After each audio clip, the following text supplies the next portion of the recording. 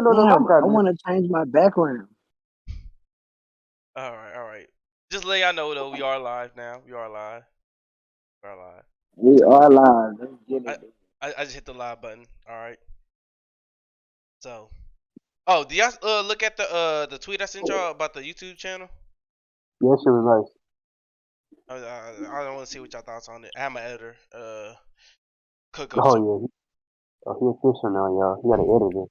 Well, I been had editor, boy. Hey, all them video clips. Nigga, I need it back. Just read it. I need it back in real life, man. Goddamn.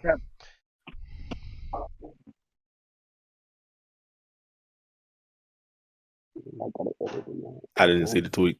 I ain't gonna lie. Hey, I ain't seen no tweet neither. You probably sent it, but I got finding DMs and shit. So, shit just didn't work out how it was supposed to. This wine is really creeping up on me. What is wine? Oh Lord. I'm with you, D-Mix. I'm drinking now.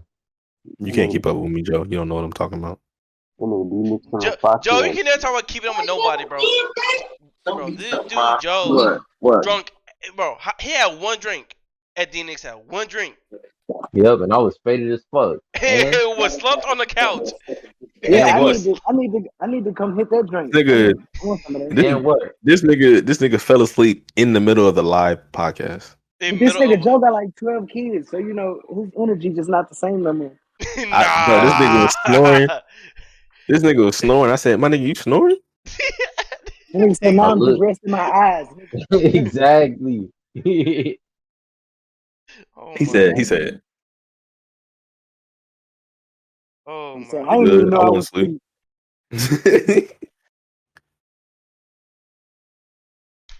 But since we are live, and it's 8:00 for y'all, 9:00 for me. Welcome to the first live podcast of 2023. All right. We'll talk with the lens. All right. I'm your host, Dabo Mike, aka Lens Mickes. All right. On here, I talk with Lens. We talk about everything to do with the lens. All right. Camera, video, sports, literally anything, cars, because everything nowadays uses a camera. So, porn stars. I don't know about that. I know about that. But has to do with the lens. I mean, true, but I ain't trying to get that explicit. You feel me? I had to might go on a Patreon or something. I'm just saying. Say anything to do with the lens. To flag, I'll say okay. But today, I'm here with, of course, the number crew. But also, we got a new guest in there. All right, first, I'll start with one of my favorite co-hosts, my brother D-Nix. All right, aka the DJ, aka the skater. All right, aka the man with the new mic. All right. This is the mic you gave me. Same mic. Hey. 223 new mic. All right, on to my next guest. My next partner. All right. Another co-host on the show, my boy Sam. All right, the Cowboys guru, the attorney. You said a Cowboys girl? Is it not a Cowboys girl? He said guru. Guru. I said guru. Oh, I was about to say, what the hell? He just been butchering up the intros. That's what he been doing. It been a minute, bro. You gotta come to slack. All right. I said Cowboys guru. All right, that's my boy Sam. Y'all already know what it is. Mr. Interrogator, Mr. Argumentative, all that good stuff. Right? On to the next one. All right. You said what? I come in peace today. I won't interrogate nor instigate. I'll come in peace today. I'm on my best behavior. Unless you just start some. There it is. All right. Never mind. All right. Next is another brother of mine, the man with 3 kids. Damn. Exactly. Nigga just be hoeing. Yuck mouth ass nigga. Fuck you. This nigga in a race with young boy. He said he's a rich young boy. He's gonna put this shit out there like that. Damn. All right. Didn't even care, bro. AKA Joe the Ho. Joe the Ho. Freaky All right. Paris. He's in the building. How you All gonna be right. Joe the Ho if you're a daddy? Oh Now there's a lot of hoes that dads. There's no. a lot of. But it's like single it's like you don't have fathers. time. How? Like, bro, you don't have time. You They think send it to that? the mother's house. You think that? Look at this. Look at Bryce. He said, Nigga "You mean, nigga." ugly. Alright. My boy Fazo back. So let me Yes, go sir. ahead and welcome our other co-host. That boy Fazo. Okay, aka the sir. fanatic, Sir. aka the sir. Fuck you get the streamer, best intro. You been butchering everybody's intro. bro. I just pushed it again. You said something. There you go. I pushed it. So everybody gets the same treatment. Oh my god. Oh Fuck you, my- D-Nix. Bro, he gonna let you win, bro. He gonna Oh let you god. Shit. Bro, Oh, fuck God. no. If we suffering, you gotta suffer with us. No. I don't want equality. I want Well, fuck it. racism. This 2023. I want I- racism. I want identify as a discrimination. microwave. It's 2023. Man, then Mike described, boy, Mike, Mike, Do what I you had to do. describe as a dumbass or a fucktard. What? All You right. heard me. All right. We got a new person on the panel today. All right. you see Oh, yeah, I want to see you fuck this up. I want to hear it. Go ahead. A very good friend of mine. All right. Another Mike Louisiana describes native. as a Mike I was from describes as a Louisiana. He dildo. ain't gonna. He from Louisiana. He ain't gonna fuck this shit up. Oh, there you go. Let's get it. You already Like fucked it Ella up. You DeVille keep coming through the interrupting me. You keep interrupting. You already fucked it up. Mike describes as a dildo. Bitch, you talking like that. All right. Oh my god, I can't. I hadn't thought of intros for Bryce yet. I'm still working. You had a month of preparation. Actually, a month and a half of preparation. Same. I still gotta work on those. I still gotta work on Bryce. I know I had Louisiana native, and then I still work on the other ones. All right, ex teammate, all that good stuff. All right, y'all make sure y'all give my boy a good one. Welcome, my boy Bryce. All right, he's in the building today, y'all. You already heard. You heard. Gang them. Nigga, we all in separate places. Yeah. Nigga, why are you so? Yeah. Nigga, what's up with you today? Who pissed in your cereal? Who pissed in your cereal today, nigga? Like, what's going on with you? Yeah, he needs some of that, bro. He needs some of that. I don't know. I'm dead. That's funny. Go ahead. Go ahead. I ain't gonna say nothing else. It's okay. All right. I ain't gonna light mine up yet. But it's sitting right there. we gonna hop straight into the show, right?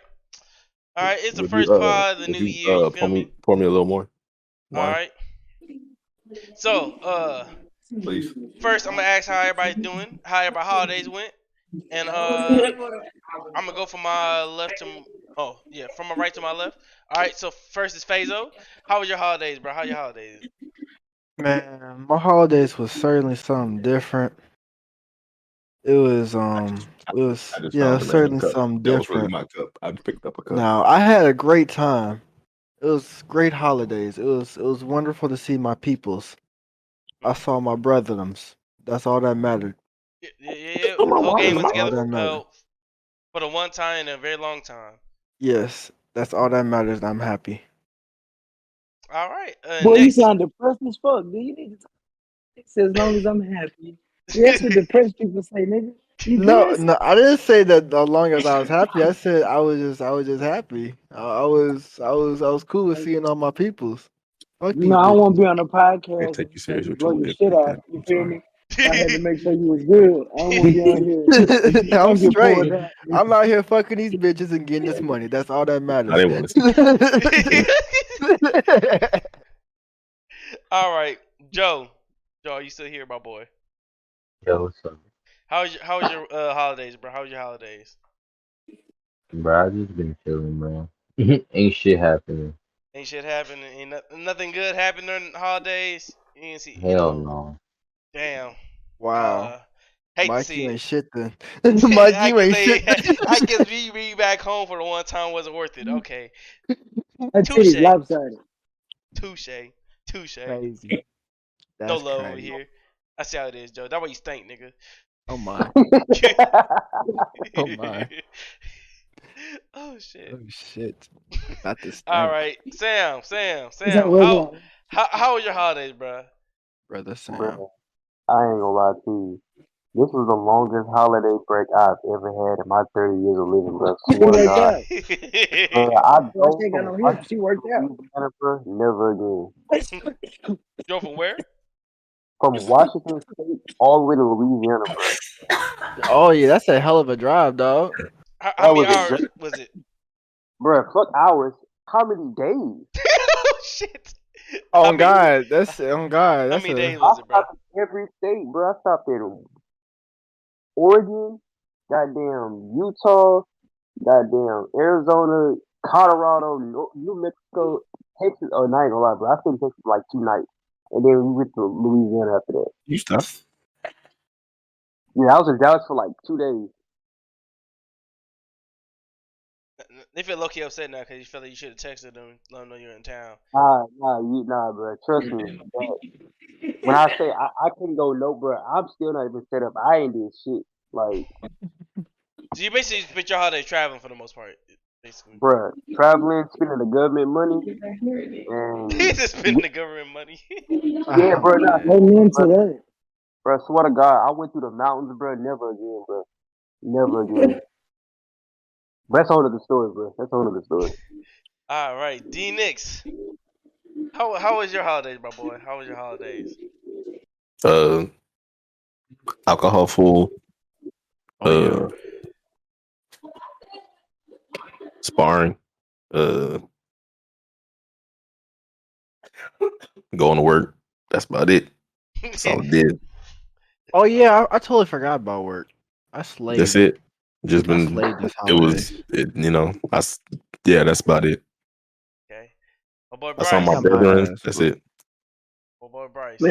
Man, same shit, different toilet. You know, Same shit. same shit, y'all. Nigga still had to get up, get some money. You know, ain't shit. You know. His daughter was happier than usual. His daughter happier than usual. Mm-hmm. Hey, that's what's up. That's all The that real matters. holiday is tax refund season. That's the only holiday I care about. Man, That when you grown. Now He, you know you grown. You know you he happy ain't for lying. Christmas no more. that's You when I happy start about it. paying. I That's don't when I give a start fuck paying about my credit Christmas. cards. Right, I'm paying for all that shit. I'm paying off all my. Oh God, I'm paying off all my shit. All Talking right. about. Well, my holiday was great. I should say. Got to see a lot of family. Got to see my brothers, of course. Got to see all my brothers, literally. We all was together as one unit at one time for once in a very long time. That was really great to see. Really, the whole game all back together. It was real good to see everybody again.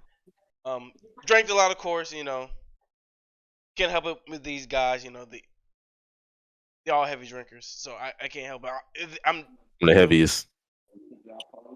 Yeah, I ain't Like, gonna why lie. you, bro? Huh? Are you stuttering, bro? You good? Yeah, bro, I'm straight, bro. You about to cry some shit? Boy, with me. Nah. Spent majority of my time in Texas. Then drove to Louisiana. Spent a couple days in Louisiana. Got to see some of my family from Louisiana. Then now I'm here in Georgia. Georgia, Back to work again. Georgia. Georgia. But now with that all said and done, all right, NFL playoff recap of what the playoff game that has already been played. Of course, this past weekend we watched the 49ers Cowboys, the It was Bengals, some wild shit. and Bills. Who else played? Oh, the Eagles and Giants, and then who else played? Who was it? The fucking Chiefs and the Jaguars. Yeah, Oh, the Chief Chiefs and Jags. Jaguars. So we can say the two better games, but definitely the Cowboys and 49ers and the Jaguars and Chiefs games. The other two games kind of lopsided for the most part of the games. The Bengals really came out And honestly, it was kind of surprising just because the Bills at home. It was snowing hard, and they looked like the Bills wasn't ready for the cold. That game hurt my feelings. Let me tell you what it is. Yeah, everybody underestimated Joe Shiesty. That's what the problem is. Y'all thought Joe Shiesty was gonna come out there and lay it down because some nigga got hurt on the other team.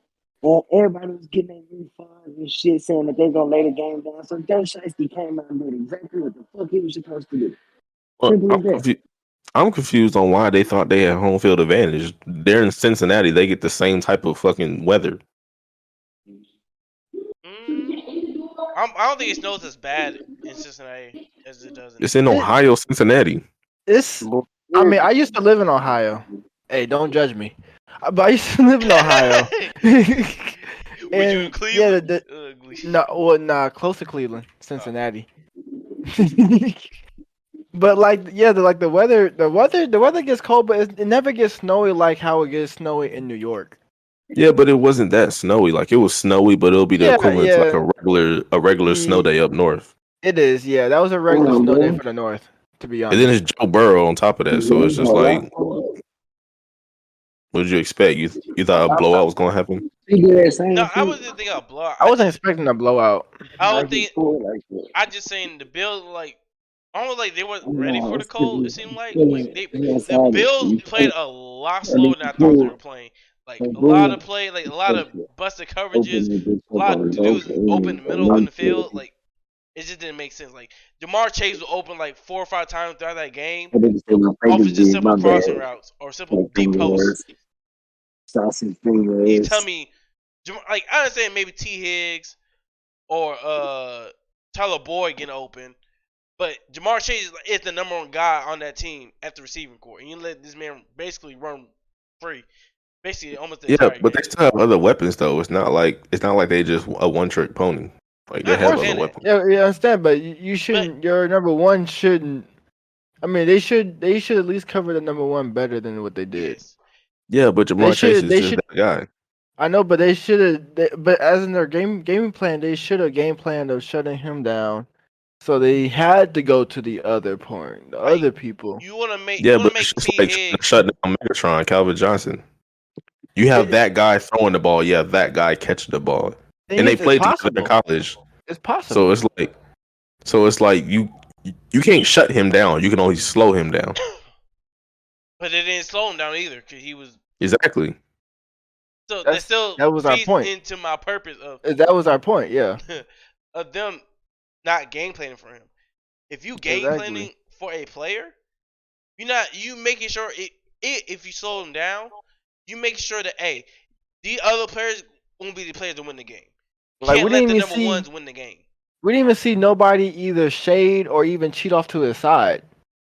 It just showed that they wasn't even really fully trying to even slowing him down. That wasn't even part of the game plan. White was covering him the entire game or not, but I don't think so. All right, Bryce. Hey, I heard about it, bro. All right. I don't know what's going on, but yeah, just keep talking, Mike. Don't get distracted. Stay focused. DJ, stop squinting your eyes, man. I'm not squinting my eyes.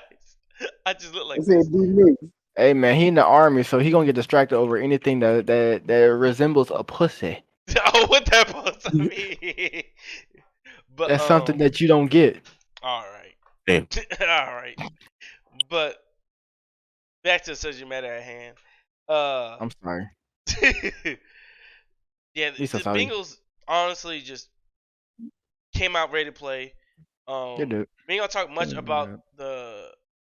Oh no, we're gonna talk much about the Giants and Eagles game because no need. At the end of the day, the Giants didn't come out and play. The Giants look bad, and once you stop Saquon Barkley, that base stops their whole offense. Saquon Barkley needs to try to get traded. I don't think he wants to. I think he wants to. I don't know. Because at the same time, his trade value is really not that high no more. I mean, you can get a second or third round from. Yeah, that's most you can get from him right now. But I'm proud of y'all. From who? But the most important thing from Saquon. Yeah. It depends on the team, bro. we said that most a team would give him is the second round. Nobody gonna give him a first. Exactly. No one give a first for him. Surprised, bro. You would be surprised. Stranger things, bro. Russell Wilson, a first round pick. It's the most shit, that's off of. I feel like he would complete the Jaguars' offense. Damn. Yeah. They gonna call me a hacker. So shit, I even say sit him to the Lions and watch how crazy they get. I don't know. I think the Lions are quite content Yeah, with they already got some good running backs over there. I think they're quite content with theirs. But who's to say that they're gonna retain Jamal Williams though? If they got opportunity to upgrade that, you need to think about it. You got Swift, St. Brown, that nigga Golf is emerging. They are down there. They got rid of fucking. Never mind. But as D Nick said, the Jaguars would actually be a good team. Yeah, I'm saying you would relieve Trevor Lawrence and have him carry the load. A good team for him to go to actually. Travis Etienne won't have to be a 4-down back. Exactly. They could use him. Etienne can turn into a regular back how he was with Clemson. He could be a Tony Pollard, Alvin Kamara-esque type of running back. Exactly. Yeah. Exactly. Agreed. I have my disagreements on that. And then, I mean, there's nowhere else in the league where he would fit and actually like win. He come to New Orleans. New Orleans is not winning. The Patriots aren't really winning like that neither. Hey, we need some help. We always need a running. I'm talking about teams where he'll get the most impact and still win and probably make a deep playoff. He'll make an impact. He'll make an impact for the Patriots. Shit, we got no running game. I don't think so. I don't think he'll fit under Bill Belichick. Why not? Given his personality. Randy Moss. Shit, he made it. Randy Moss was the wildest shit. And Antonio Brown. We had the wildest. Given his personality, given his, he wants the ball, given then it's a whole lot of factors that go into it. It's not just about playing ball. It's not just about playing ball. It's about more than just playing ball. Thing is, if he goes to the Patriots, he will get the ball a lot because Mac Jones ain't all that. Yeah, but if he goes to the Patriots, he's not a you gotta remember star. This is not his team. But the thing is, also you gotta remember to be their team. That's not even like that. I'm saying that's not even a philosophy type of thing for the Patriots. It's nobody's team. It's Bill Belichick's team. That's exactly what I'm saying. That's exactly what I'm saying. It's not his team in New York either. Exactly. That's not his team Daniel either. Team. Bro, he's untouchable in New York right now. What are you talking about? No, that's Danny Dimes' team. It's Danny Dimes' team. This nigga is the most untouchable nigga on the Giants. What are you talking about? If we pulling shots up in here, if we pull up in our homie Mark, he would say it's Danny Dimes' team. It's not the running backs team. It's not Saquon Barkley's team. It's an easy way to figure it out. He been sitting on the bench for the longest. We say Sam? Bro, okay. Who's the top jersey seller? There's the guy on the team. Who sells the most jersey on that team? That's true. Danny Dimes. So you telling me Daniel fucking Jones? Yes. Yes. We ain't saying he great or anything, but I'm saying he's their franchise quarterback right now. That doesn't, bro. Okay. I'm telling you, if it came down to a quality quarterback, they would ship Daniel Jones out before they would ship Saquon Barkley out. But they haven't. They have stuck That's behind because this man. a quality of quarterback. That's what I'm saying. There have been quality quarterbacks that they had the possibility of getting. Like who? Any of them that was in the free agency. Purdy. He's still in season. How you gonna make how you gonna offer a nigga an offer and the season not even over with yet? You got to wait till the season over. He just got drafted this past season. He just exactly. So he's in season. You said team. They could have been got a quarterback. Daniel Jones just got re-upped on the contract, so he's been there for a while. Yes. This man is a third-string quarterback. Nobody in the league thought he would be good, so you can't even. Yes, you can. Your argument was no. Your argument was inequality quarterbacks in the NFL. They could have picked up to replace Daniel Jones. Brock Purdy is a replacement. As we seen, he emerged. Did not prove himself. He was third string when the season started. Who cares? He playing now, right? That's all that matters. How the fuck are you gonna know if he's good if he hasn't played until the two quarterbacks in front of him got hurt? Even still, they still even had the possibility of I wouldn't even say his name, but it's a laughter. Yeah. They even still had the possibility of getting Russell Wilson. Russell Wilson, they already tried a version of that with Cam Newton that didn't work. Who? Giants? Giants? No, they did not. No, I'm talking about going to the Patriots. I'm talking about going to the Patriots. That's what I'm talking about. Bro, no, what? We was talking about Daniel Jones. We was talking about Danny Dimes. That's what I'm saying. You said the Patriots. I said, right? Okay, listen. Then you brought up the Patriots. No, I'm confused. So I'm confused. Hold on. Wait a minute. Let me explain myself. Y'all sitting here just laughing and shit. Let me explain myself. Y'all keep cutting me off. Let me explain. You just laughing and talk. So what I'm saying is, y'all brought up the Patriots. So I thought the conversation moved to the Patriots on getting what quarterback would fit with the Patriots. First off, the Patriots not going to get rid of Mac Jones because literally we just got him 2 years ago. Well, not even 2 years ago, a year ago. But that's what I thought y'all was talking about. We was talking about Danny Dimes. No, but we were back on the subject of the Giants, and we were talking about exactly because we were talking about Danny Dimes being the guy for the Giants team. Exactly, and it's Danny Dimes' team, not Saquon Barkley's team. Yeah, that's what we were talking about. Exactly, but I was talking about how because you brought up Patriots and you said Brock Purdy, and then you was like, okay, so I'm assuming you made. The Giants. All that was connected with the Giants. I'm assuming talk about Purdy and all that stuff was connected. Yo, both at the same time. Started talking. I assume that you was talking about a 3-way trade. That's what I was assuming. No. No. This is not the. That's NBA. What I'm assuming you were talking about. That's what it sounded like to me. No. The point is, what I'm saying is, you can't. Okay, let's go back to the Giants then. Let's go back to the Giants. Okay. You can't, as of right now, in this current moment, if I was going into the offseason, if I was a GM, I would try to trade Daniel Jones for Brock Purdy, seeing his performance. Now, that being said, what you mean? Daniel Jones hasn't proven anything. So why not? Purdy barely did too. This as I keep on saying in the chat. This is Kaepernick yet again. Yeah, this is Kaepernick. This is nothing like Kaepernick. Yes, it is. This is 100% like Kaepernick. Kaepernick won the Super Bowl. The next following year, he was ass. He didn't win the Super Bowl. So you think Brock Purdy don't deserve a chance? He did it, but he got close. He made what risk are you taking? What risks are you taking? Daniel Jones hasn't proven anything. So what, you gonna trade one B-list not even B-list, to be honest, a C+ quarterback for a C- quarterback? You can't get no worse. What are you gonna do? But what's the point of trade? You must do what you got. Draft. Exactly. You said what? Invest in the draft. Exactly. So even if you get worse, you still get a higher pick. You don't get a high pick. But the thing is, you can simply go into the draft and still have Danny Dimes. You can still have Danny Dimes. How all these other teams do to develop quarterbacks. I'm confused on why you think he's a good quarterback. Where is this at? Where's this coming from? No one say he was a good quarterback. No one's saying that he's a good quarterback. We're just saying that you can keep Danny Dimes, but still have another possibility, like how Garoppolo and freaking Trey Lance happened, and how Aaron Rodgers and how your homeboy, how your team happened. That's fine. My argument is not specifically for Brock Purdy. We're not even saying that Danny Dimes is good. I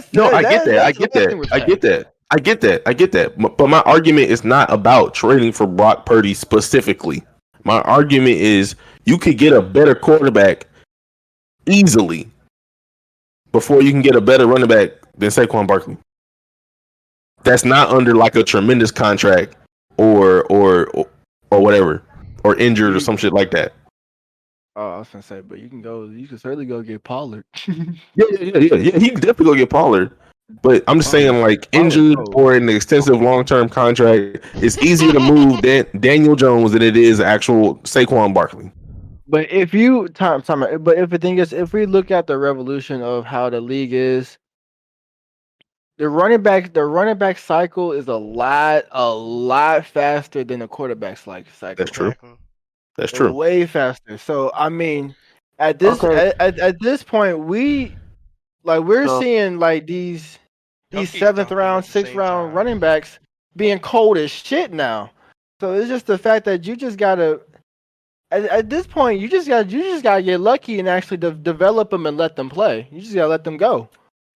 If I'm not wrong, I think I'm correct with this. Doesn't Saquon Barkley have the more extensive contract than Daniel Jones? If I'm correct, I don't remember off the top of my head. I don't probably. I don't remember off the top of my head. I'm asking. Because Daniel Jones just got his contract. I don't remember his contract numbers. That's why I'm asking.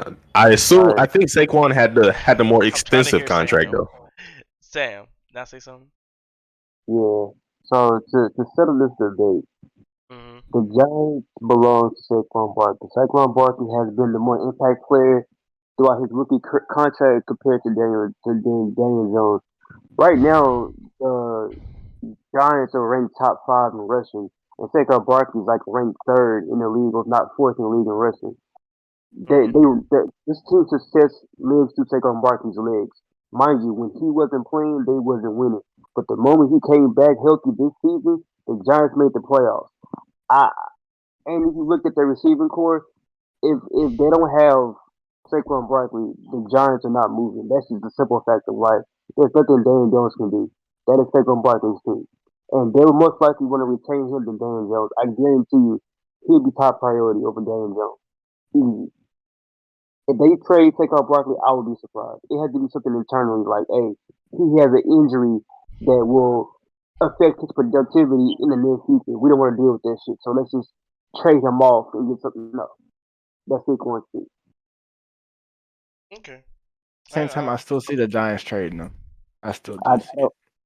If it happens, this is just me thinking outside the box. It had to be something internally, like, hey, we got something in the like draft. He wants to go.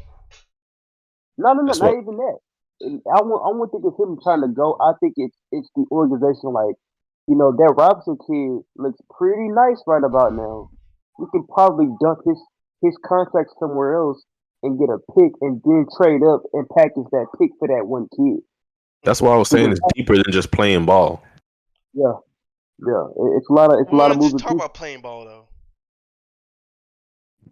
Yeah. What? That wasn't our argument. It was just about playing ball. That wasn't our argument. My argument was it was easier to move Daniel Jones than it was Saquon Barkley. That's Saquon Barkley's team. That was your argument at first, but okay. That was your argument at first, but okay. It was. That was my argument the whole time. Okay. I'm not arguing that, but okay. It was. That was his argument. I can just play back the tape and that gave me my answer enough. So I literally said it's not about Brock Purdy per se. I'm saying you can find a better quarterback before you're gonna find a better running back. Yeah, because the argument is if Saquon was to get traded, where would he go? And D-Nix was like, it's hard to trade Saquon because that's his team. His personality won't fit certain schemes and organizations because some teams are focused solely on the identity of the team versus who's the star and who's the run through. So that was his initial argument. Okay. Like I said, I'm not gonna argue that. I tell you that for me, so I don't know why we went explaining, but that wasn't my initial. Like I said, the initial argument wasn't that, but that's just. I could play back the tape, and then that was the question for me. So for those who are listening, I'm a consultant of Mr. Here Nick. he goes. Thank you. I appreciate it. Here he goes. Shut up. Speak the language, so I have to Shut break the down. fuck up. I am also a consultant for Sam when he has an argument to back him up too as well. No, you don't need to talk. No, you don't need to back Sam at all. Sam, we understand Sam. We understand Sam. We understand Sam. You don't want Sam. That's why he's your consultant. That's oh, well, it's still not an argument. You understand this man. People saying the same thing of what I just said. What are you talking about? Well, I'm gonna need you to do a better job of clarifying what you're arguing about. because you be confusing everybody else. Oh my god! Because I ain't gonna lie, you did have us confused for a hot minute. So Sam got that clear as day, but y'all didn't. You had us confused for a hot Sam had to sit second. back and not say hot. nothing. Adjust everything and then come with the outcome of everything. That was it. I was listening and I was doing a mock draft at the same time. So yeah. So on to other things, right? NFL award predictions, right? So hold on, wait, hold on. You didn't go through all the matchups though. Okay. Let me just get my point. My little 2 cents out of it. I was trying to save you your Cowboys today. No. Oh shit! He's here. Guy. He's here. This guy right here. So Bills. Let me get the one that's in the refrigerator.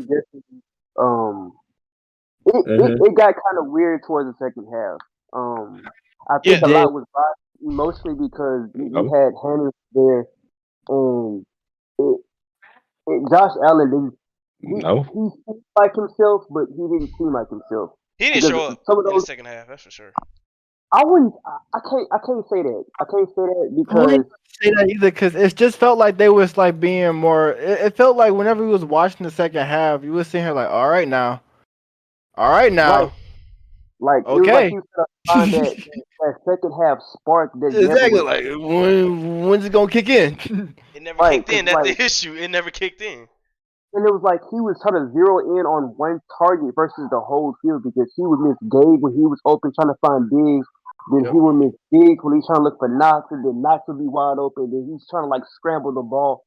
So it seemed like he was trying to get that team going offensively, and it never worked. And defensively, they just completely did not know what the fuck to do. It was like they was reading and reacting to everything, and it failed. So I would say the failure of the Bills was a misfire, series of misfires. Okay. Yeah, it sure was. It 100% was a misfire. Jaguars, Chiefs, and I got that close. But I can understand the ankle injury did play a part in that. So I would say next season the Jaguars might be a little dangerous if they get Calvin Ridley back, and that's you talking about a speedster on that particular front. Yeah, that's gonna get real nasty. You know, it's crazy. That's what they've been missing this entire season was speed at the receiver position. That's why they struggle against the Chargers in the first half. The whole problem in the first half. The receiver not people clowning Trevor Lawrence that entire game, the first half, because he threw 3 interceptions in the first half. But no one looked at the receivers because they were causing no separation. At all. None at all. Every pass he threw was contested. Yeah, I would agree. He had to throw it there, then it just. I mean, like, I think one of them was just a bad read, but the other two were like they were just contested balls, and he literally just tried to fit it in, but he couldn't. I chalked it up to playoff nerves. This is first time, you know what I'm saying? Like, yeah, playoff. That too. I will say, now let me go and get this out of there before I move on to the next point. Listen, Gary. Oh, Bryce, you want to ask El how to do the little filter thing with the background here? Yeah, Elton, how you be doing a little background thingy on this motherfucker? You need Nitro. You need to pay for the subscription for Discord. Oh, you said pay for it. I ain't doing that shit. It ain't working. So I would say the most underperforming quarterback in the playoffs so far, Justin Herbert. There is no way you're short 24 points and you lose like that. Yeah. Listen, I don't care what nobody says. You are north 24 to zip. Like, you can pretty much just run the clock out this point. They can't fuck with y'all. And no, for real. It scored, what, 28 points? Bro, you wish we had a team that scored 24 points, huh? I'm like, you're up 24. You turnover differential, you're +5, and you still lose the game. I wish the Saints put up 24 points. Crazy. That makes no sense at all. It's about the Saints. Like, stop trying to bring the Saints and everything. It's not about the Saints. I wish the Saints put up 24. This is his debut to the playoffs. After like granted, yes, playoff nerves, I give you that, but you literally had the best roster You had they had the game in the bag. All they had to do was just like I said, it's also game coaching manage. error. You left your freaking best player on the sideline for the whole final drive of the game. The whole final. He wasn't kicked out the game. He got a penalty against him, and he only need one more to get kicked out. He only need one more. So he wasn't kicked out the game. You set him on the sideline the entire drive. Like at that point, I don't care what his attitude problem was at that moment. I need you in the game. Oh God, we can deal with this later. Yeah, I can deal with the attitude problem after the game, but we need to win today. But see, you gotta see it as a player and as a coach, Mike. And I'm disappointed too. You didn't point this out. That works hand in hand. If you are my best player and you are probably the string that will break the camel's back in this win and loss situation, but I gotta set a coaching example. I can't have you out here wilding out like this. Nah. Because I understand in high school or something like that, but I get paid to win. Okay, my paycheck depends on me winning. Fuck everything else. Everything depends on me winning. So I gotta put the best players on the field at that moment. I can't be dealing with anger issue or you had. I can have a talk with you. Hey, bro, I need you to lock in. All right, I say you upset. I mean, you lock in right now and finish this game for me. We can talk about what happened with that situation after the game. But for right now, I just need you to lock in. Okay, that's all that needs to be said. That's all that needs to be said at that moment. Let him play. You can't just take him out the game entirely and not play your best defensive lineman in the most important drive of the game. That's unexcusable to me. Okay, then explain Antonio Brown and Bruce Arians. If your philosophy is correct, explain why that's solid over. He quit on the team. Like that wasn't because all right. The difference between the two situations, right? One player quit on the team and completely just walked out, and he walked out before halftime. Okay. With the other one, he was upset because he wanted to win and he felt he didn't get a call he wanted. Okay, so answer me this: if Bruce was like, you know what, disregard what happens between the situation with Antonio Brown. It's handled. It's not a big deal. If you throw this shit on the rug, bro, you think that would have flew? They're not put on the rug. It's the situation still gonna get handled. But it's the last. It's what a minute and something left in the game. It's a minute something left in the game.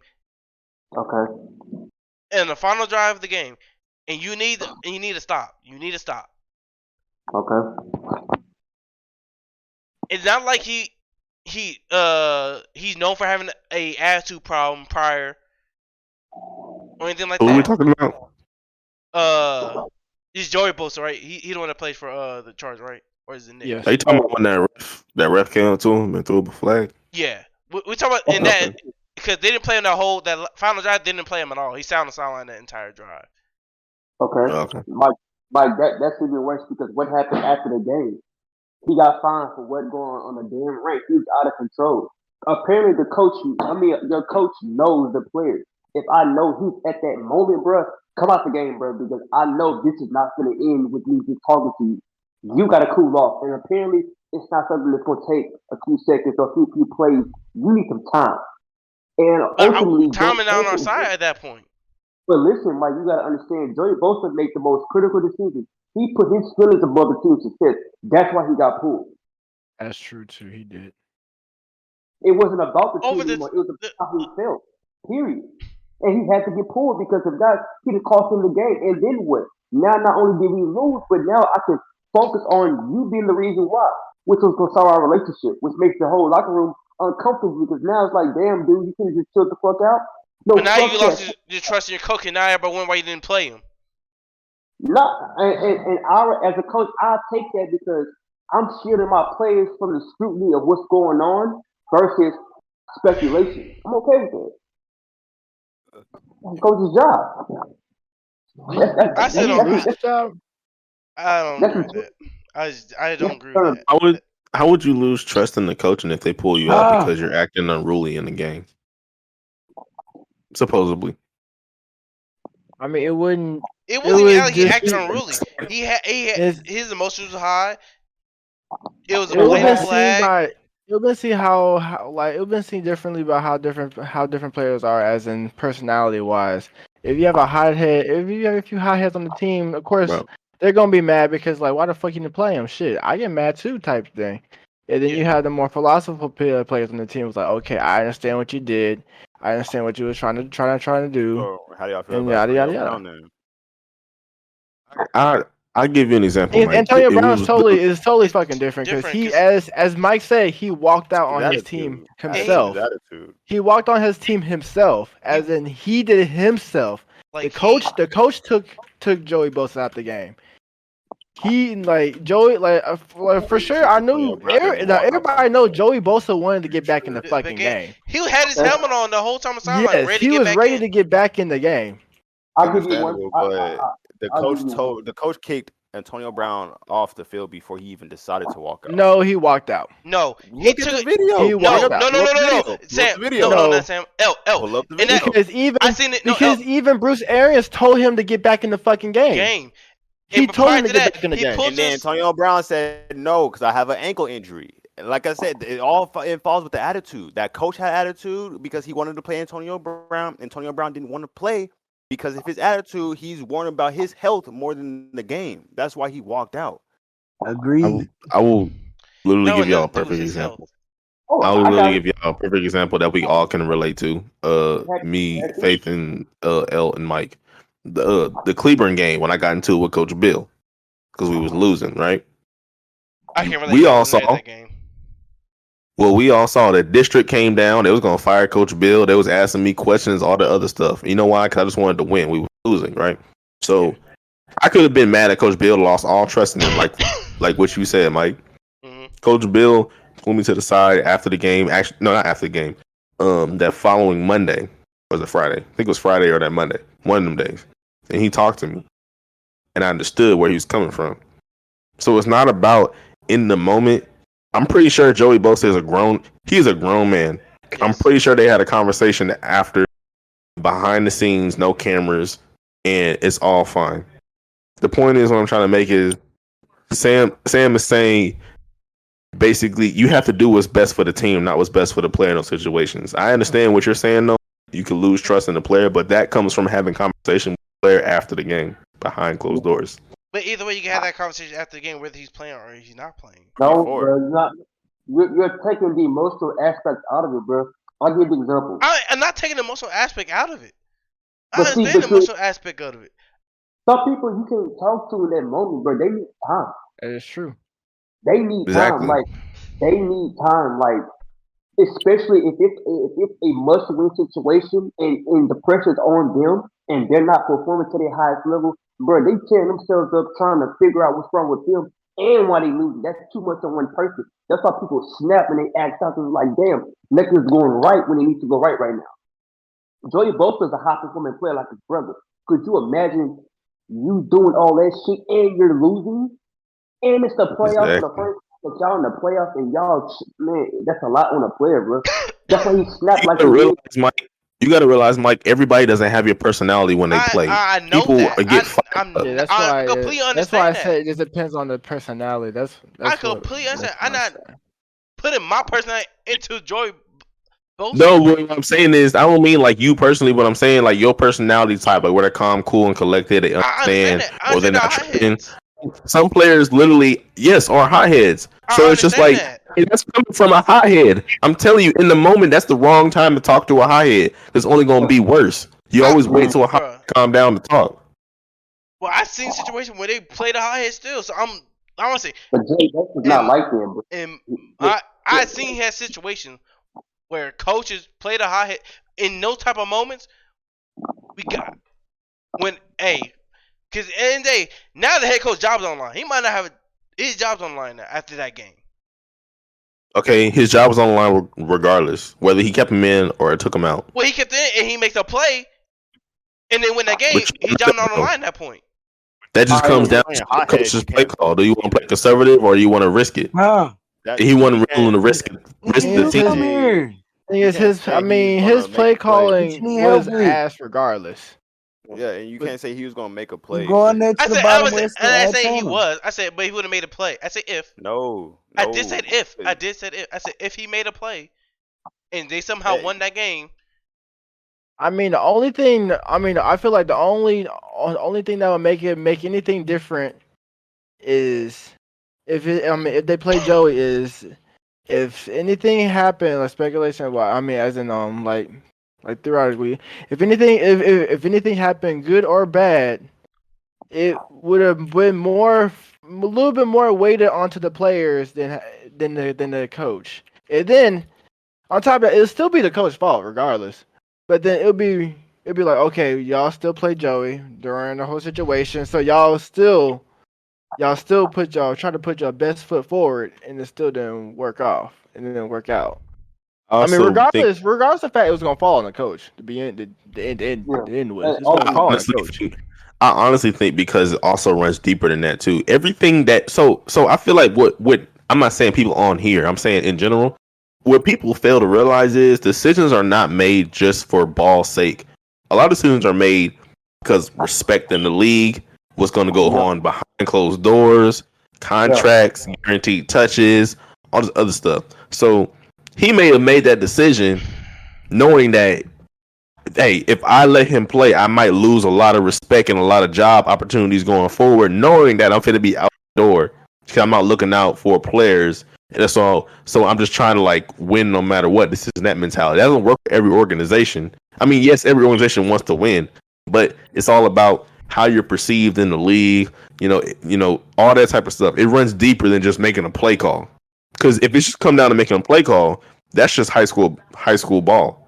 Because even in college, it's not just about making a play call because you promise these players in college guaranteed touches. Now, I mean, it could backfire. You're absolutely right. But in the NFL, it's different. The NFL is no longer a game. This is a business. This is a collective group of independent contractors playing for one side of the ball. This is what this is. They have mortgages, they have kids, they have all this stuff. These are grown men. So it goes longer than just making a decision for football in the moment game's sake. In general situations. Now, this specific situation, I don't know. I don't know too much about it, but that could be one of the reasons of it being how it went down. All I know is after that note, the subject needs to be changed.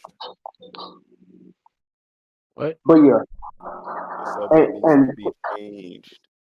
Yeah, to wrap it up though, you know it was bad when he acknowledged that he's going to get fined for what he's saying and still proceeded to say it. That player was not ready to talk about what was going on at all. You're making a conscious decision with full intentions on knowing that this is going to turn out bad for you and did it anyway. Nah, bro. Coach did what was best. He had to sit down, bro. Anybody with the right mind would not have played him, honestly. No, hell no. I wouldn't have. I wouldn't give a damn. What did he say? Does anybody know what he said? What did he say? True. Oh, Joey Bosa. So you know you cannot vote like you can't criticize the referee in interviews, and he was like letting that shit fly. Like, hey, if I hit a guy, I get a fucking fine for criticizing the ref, but they fuck up a call, they can go back to the locker room like, yeah, we fucking got that jerk, pluck him on some like power trip shit. Okay. Yeah, okay. And they got him like $54,000 for that. He was not in his right mind whatsoever. And I learned that the hard way being a Cowboys fan because last year I'm watching Randy Gregory tackle a fucking offensive lineman. Like, dude, what are you doing? You're laughing about it in the camera, doing this shit on purpose, jumping upside, tackling linemen, tackling guards, starting fights, pushing people.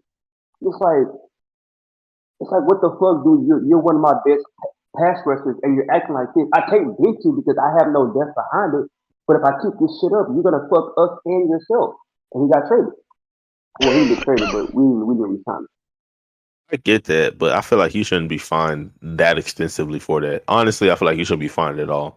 Honestly, because you have to realize you're playing a violent sport, so it's just like players are gonna talk. Now, I understand there's guidelines. You have to a certain level, but like he's just saying what everybody says on the radio. He just said it on the field. Yeah. He said that in the locker room. He didn't say it on the field. He said it in the locker room.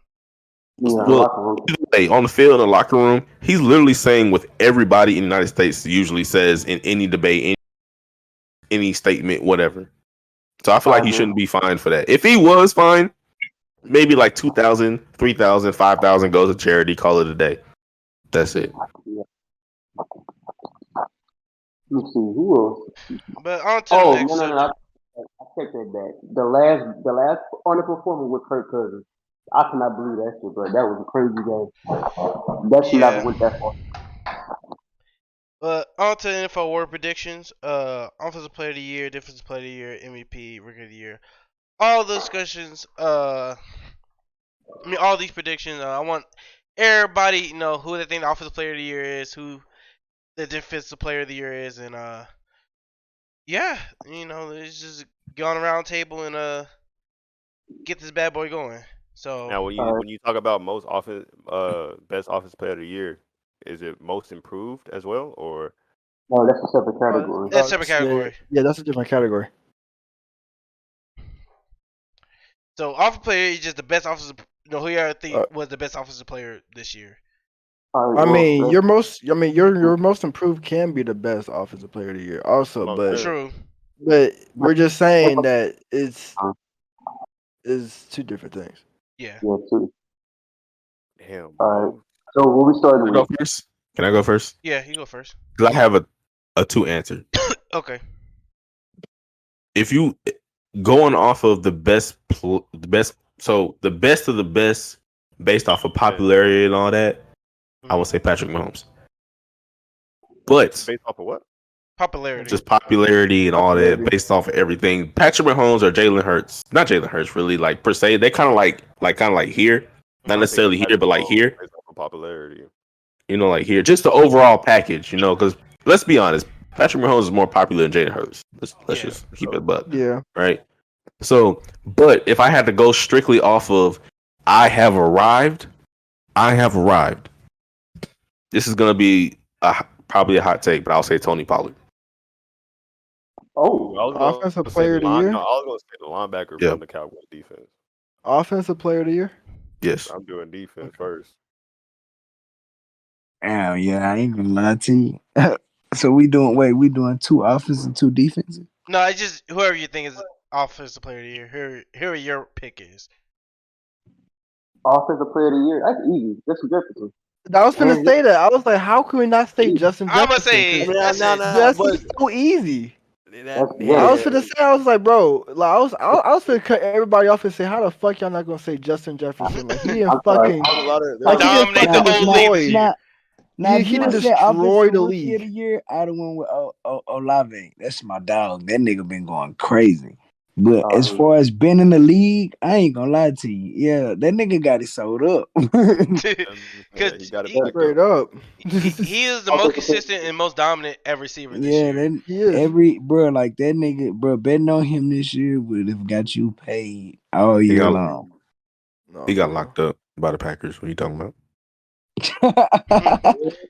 He's the most consistent and most dominant. Justin Jefferson got locked up by Jair Alexander. And Dallas, that was definitely an ugly game. But yeah, Jetta, offensive player of the year. Easy. Yeah, offensive player, definitely Jetta. If I go MVP, nah. It's too easy. I didn't want the easy answer. Yeah, most improved player, I'm gonna go Tony Pollard. I'm gonna say Tony got that one sold up because he went from, behind the depth chart to argue being in the conversation of being running backs one, and he had 1,000 yards and like 12 touchdowns, something like that. Yeah. He literally put himself in a situation where you can't ignore him. You literally cannot ignore him. Yeah. Yeah, that boy's a brute force now. Yeah. So my most improved player is Trevor Lawrence. He's being most improved. Are you serious? Yeah. You gotta think about it, right.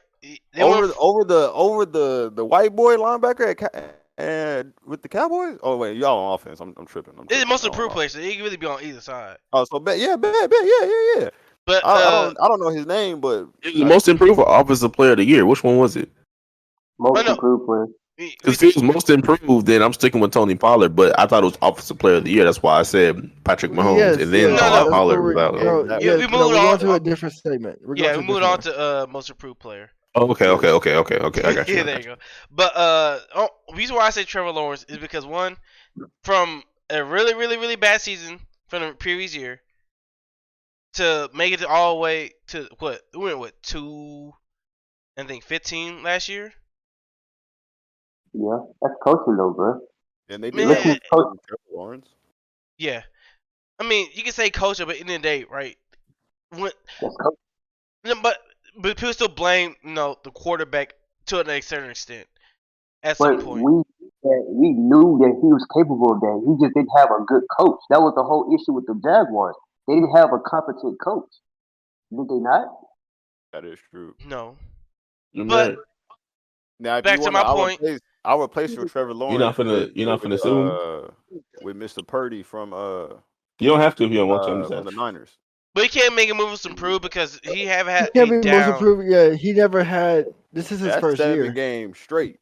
No, this is his first year. There's nothing that we He's can a rookie judge this from year. before. There's nothing we can judge from before. I mean, honestly, if I don't throw in Pollard, I'll throw in Jalen Hurts for sure as being most improved. Because based off of I'll what say that too, yeah. Crazy.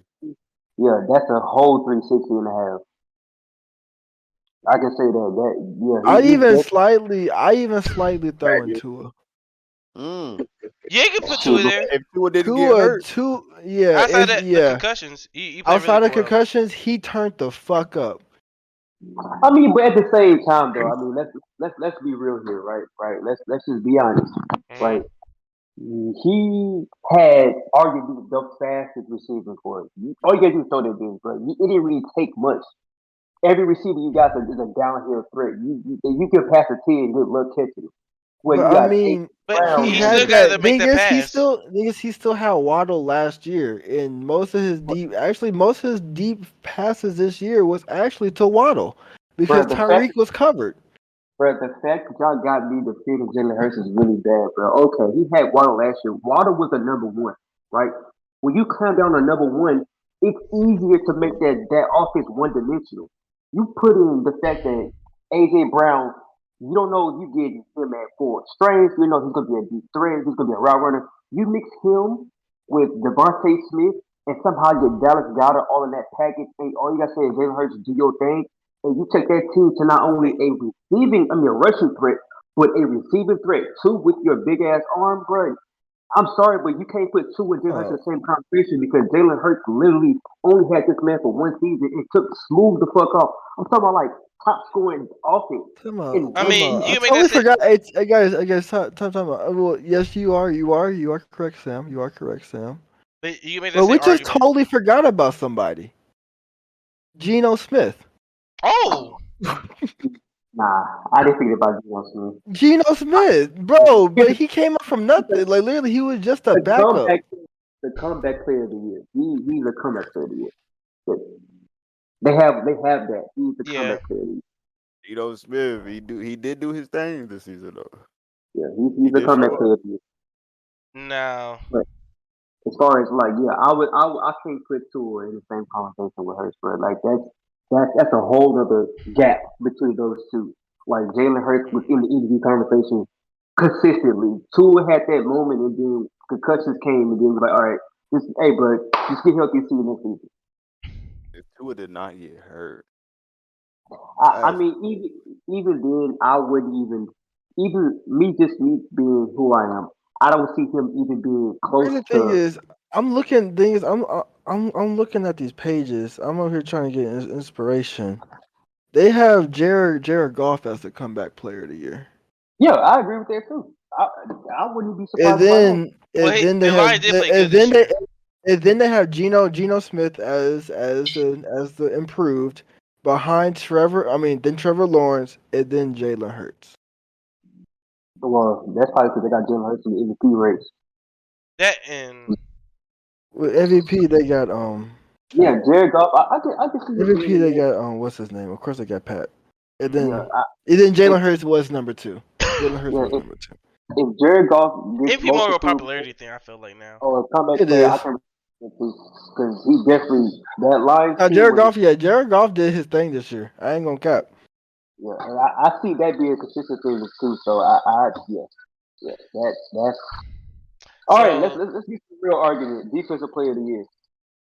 Micah. I didn't even say my piece. It's between Micah and Nick and Nick Bosa. I didn't even say my piece. Warner.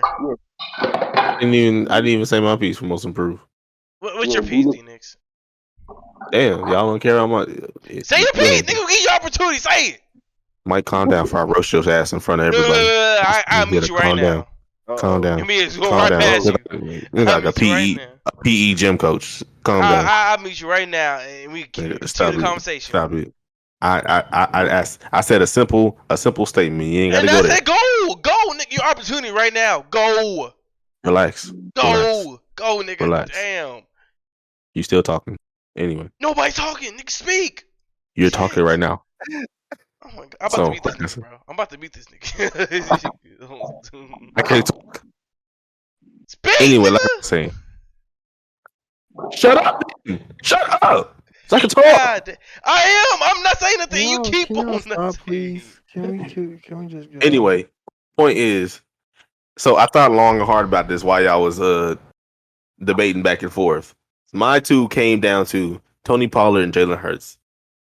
Who I choose as my most improved is still Tony Pollard. This is why I say this, because he put himself in a situation where he can leave and get a better contract. Jalen Hurts is locked in because that's their franchise quarterback. Ooh. He has done better. But Tony Pollard has put himself in a situation where he can demand more money and go somewhere else and get it. Jalen Hurts is already in a situation where he's at, and he's just going to keep going forward from there. I see. That's all I was going to say. If that was too much, if that was interrupting, Mike, you can go ahead. Go ahead. Yeah, I wouldn't let him talk to you like that, Mike. This man's shirt, I will breathe it. I don't want to hear it. Go ahead. Defensive player of the year. Who's y'all PBR haven't take that spot? We on defensive player of the year? Yes. Yeah. Okay. I had this argument with Mike last year. No, why you look like you filled up? Yeah. Oh, this nigga. Bro, me too, bro. What the fuck? I go first, or is someone going already? Sam is talking. Oh, my bad. I didn't hear. My bad. Okay. So I thought I was arguing with Mike over this. No, it was somebody else. So when I think of defensive player, I think of the most impactful defensive player in the game, and I just don't mean statistically, but just what you do on the field, even when you're not being utilized. That's Michael Parsons, man. I can't think of no player who can affect the game that much. And I'm not talking about just getting sacked. The game, he can drop back in coverage, right? He can run time. He can. What can he do? I've seen this man cover a fucking receiver. Like I give it to Michael Parsons. Though Bosa has more sacks and more pressures, if you take away him again to the quarterback, does he really impact the game the way Parsons does? And the answer is no. Like, that is probably the most complete defensive player because you can put him anywhere. Hell, I'll say put him at safety and see how that goes. And he's just going up from there. So if I had to pick, it would be Parsons. I go, Mike. Is it okay? Or Hassan Reddick. I'll throw him in as a sleeper. And I don't like the Eagles, but I can respect him in his game. Nigga, speak. Am I allowed to go? Nigga, speak. Go ahead, bro. Okay. I don't have an argument against what Sam said. I don't, because he's absolutely correct. The person I would throw in to go 1v1 with him, not as far as stats wise, just how he's so important to that team that he don't get talked about a lot, is Fred Warner. Yeah. On San Francisco. One time, me and Dennis are actually on the same page. That's crazy.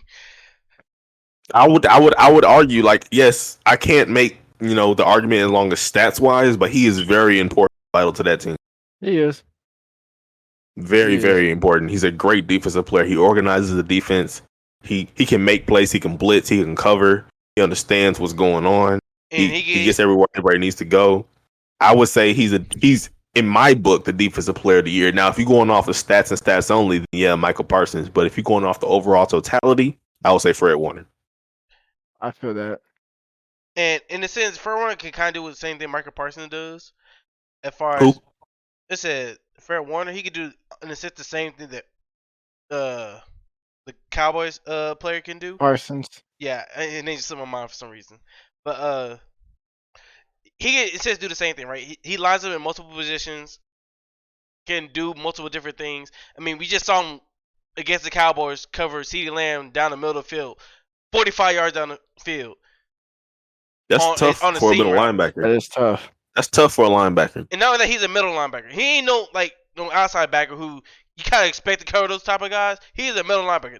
That man he's not supposed to be in that situation. But the fact that they trust him to be in that situation. And proceed to keep on doing it is it just shows what type of person he is, what player he is. And my he gives me Luke Kuechly vibes, but a little bit more aggressive. Let me ask a question to Sam real quick. But more versatile. Yeah. Sam, let me ask you a question. Do you think Michael Parsons' success, not necessarily like what he produced, but like his fame of success, is due to the team that he plays for, or would he have gotten that same success? Say he played for like the Browns or anything like that. You know, teams that don't really get that TV time. All right, good question. I have a very honest answer. It is because of the skills he's playing and the coaching staff that trusts his ability to do that. I agree with that. Mike Parsons coming out of Penn State. I'm a Penn State fan about this. He's only known for thumping and going side like the sideline and rushing. As far as his coverage ability was questionable, I think his biggest comparison was Jalen Smith. You know what I'm saying? Like no one thought that he would go as far as he would. But because of creativity in Dallas, they were like, hey, he could run a 4.4 on a good day at 350, 345. Let's see what else can he do. And that's when the evolution of, hey, he's more than just a thumper in a solid sideline. He's a chess piece. We can move him around.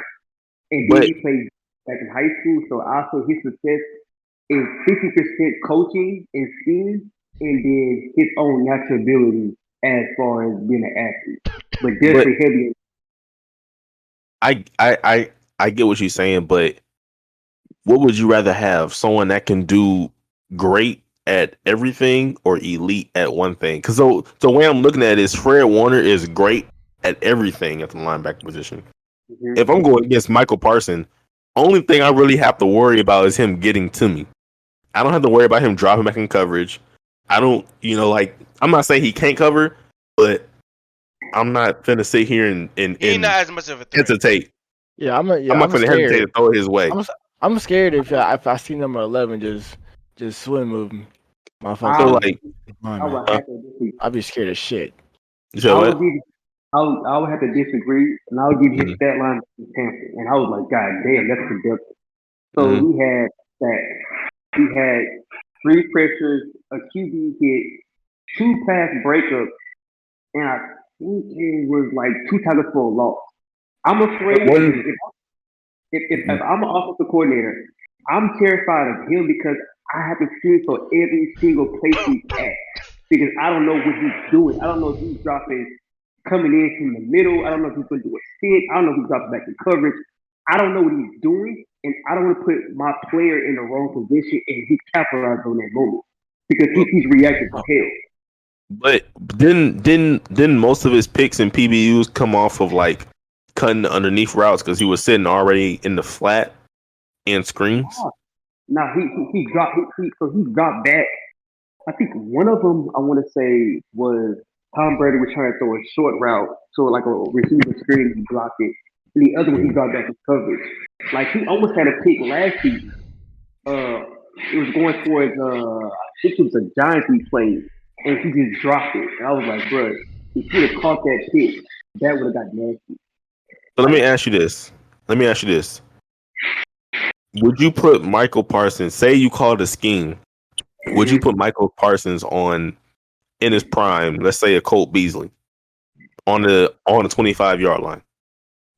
Yeah, I trust you to be able to take care of that. The only player I'm scared for him to cover is George Kittle or Travis Kelce. Anybody outside of that, I take that, yeah, but even DK, like, yeah, go ahead, go. Let's see how it turns out. There's only certain players because they have better technique that he has not fully understood. But we're talking physicality and instinct and IQ. Yeah, go ahead. But if I don't want him to go against a technician, nah, bro. Somebody needs to get behind him to make sure that he's not fucking this shit up. So you trust him to cover, but you still want him to have over the top coverage. Yeah, it depends on who the person is. Depends on if that's the case, you can't blitz. What do you mean? So if you need over the top coverage, because he has to slide out to the slot, that's taking somebody away from the blitz, and exactly. So that's taking someone away from the blitz, which means you have less. Let's say you do a zone blitz max, right? That's still taking away your best blitzer, that you know, your best player out of the box. So say you playing a team that has a really good running back. I'll say Cincinnati. I'll say Joe Mixon, not Saquon Barkley. What's the man name? Samaje Perine, whatever. Travis Etienne. Yeah. So just taking that player off, that literally can affect your whole scheme just like that. That's why I'm saying with Fred Warner, I can trust the fact that I can still do a man blitz with no one over and he can still get the job done. At least for 4 seconds. Exactly. Hey, hold on. To answer my question, what is Fred Warner's what is his role in this man blitz? Is he covering or is he even doing the blitz? Well, the thing is, Fred Warner can do both, though. That's the thing. But in this case, he's covering. He's covering man to man. Parsons can do that. Okay, so I'll give you an interesting stat. Last season, Michael Parsons in coverage was actually the best coverage linebacker last season. Mm-hmm. So he can do it. It's one of those things that you really have to, as a coordinator, you have to know, like, hey, we got to make sure we have the right matchup. He can cover you. Don't get me wrong. His athleticism and his ability to get where the ball is at is why he's successful. But he just, for whatever reason, Dan Quinn likes to use him as a rusher. I feel like you're underdeveloping those other areas of being a linebacker that makes him great. Because that would make Timmy TJ Watt. TJ's a great rusher, but he drops back in coverage. Oh, he's a fish out of water. But with Parsons, you already had that problem. Same thing with Fred Warner. Fred Warner can rush. Hell, Nashawn Reddick can rush. They can drop back in coverage. So those type of players, you don't want to minimize just one particular thing. That's why I like Hassan Reddick. Unfortunately, he plays for the Eagles, but I respect his game since they were Fred Warner.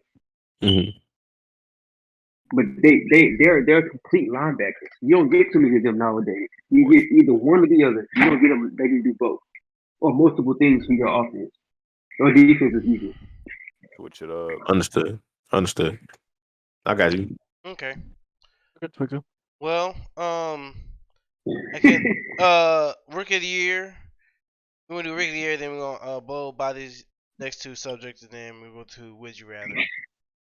Rookie of the year. Yep. Sauce. See, that's so. See. I happy Faith will say this because I'm in torn between my rookie of the year, right? Because the Sauce was so like people did not talk about Sauce enough. Sauce was literally. Did he give a touchdown this year? If he did, it was literally just one. Cause I know that his stats was crazy. Like it's the hard part about playing DB. When you're shutting down receivers, you don't get talked about unless your name is Trayvon Diggs and you're getting picks off of them. I said that like a few podcasts ago. Yeah, we said with the Trayvon Diggs thing. Right? You were saying that he wasn't locked down because he was a ball hog, and I was like, it's the same thing as the different archetype. Yeah, I remember that. So we're not gonna speak on Tyreek. Tyreek not. Tyreek Woolen? Tyreek Woolen. I don't think he get rookie of the year only because there's two players that have better stats as far as for rookie season. Better than him. No, there's one. Chris Olave had better stats than him. Going into the season or going into this off season. So that's the only reason why I think he wouldn't get, like, he's in third. In my opinion, I think it will be between Sauce and and Chris Olave. Yeah. Chris Olave did good. Yeah, Chris Olave did have a good year. Yeah. What about Tyreek Woodley? That's who we're talking about. Yeah, I You say said Chris. I say he's the third. I say he's the third. Yeah, sit third behind Chris Olave. I think, my opinion, I would love Chris Olave to win Rookie of the Year as a Saints fan, but I think the main pick would be Sauce, because nobody really talked about him this season. What he did on the field and like him, he gave me Prime vibes, honestly, of just shutting down the field. He's just not as showy as Prime was when he played. Like the only thing that see this is exactly what we was talking about. This is exactly what we was talking about whenever we was talking about Diggs. Yeah. Like Tyreek Woolen, he had the interceptions. He had 6 interceptions, and he had 16 pass breakups. But like, then you look at Sauce Gardner, he only had 2. But there's a reason why he only had 2. And he had 20 pass deflections. Like there's a reason why he only had 2 picks, because after a while teams was like, no, we're not throwing to you. Because I'm looking at these stats right now. He was tied 31st in the league in targets. Who? Sauce Gardner. Yeah. People didn't want to throw it. People didn't want to throw his way. Exactly. So that's what I'm saying. Like, I can agree with that 100%. Yeah. Well, I have a different. Huh? Man only had 2 interceptions the whole time. I have a different opinion, of course. Wow. Damn. So, yeah. Because I think these next 2 people are kind of either underrated or unappreciated. I said that wrong. Damn, my grammar's bad. So my Rookie of the Year would have to be Brock Purdy. All right. I was gonna say that, but I ain't want the group to come on my neck. I don't give. Hey, you know I'd have to guys Brock Purdy or Hayden Hutchinson. Hayden Hutchinson had a good year too. But he was quiet too. They talk about him a lot.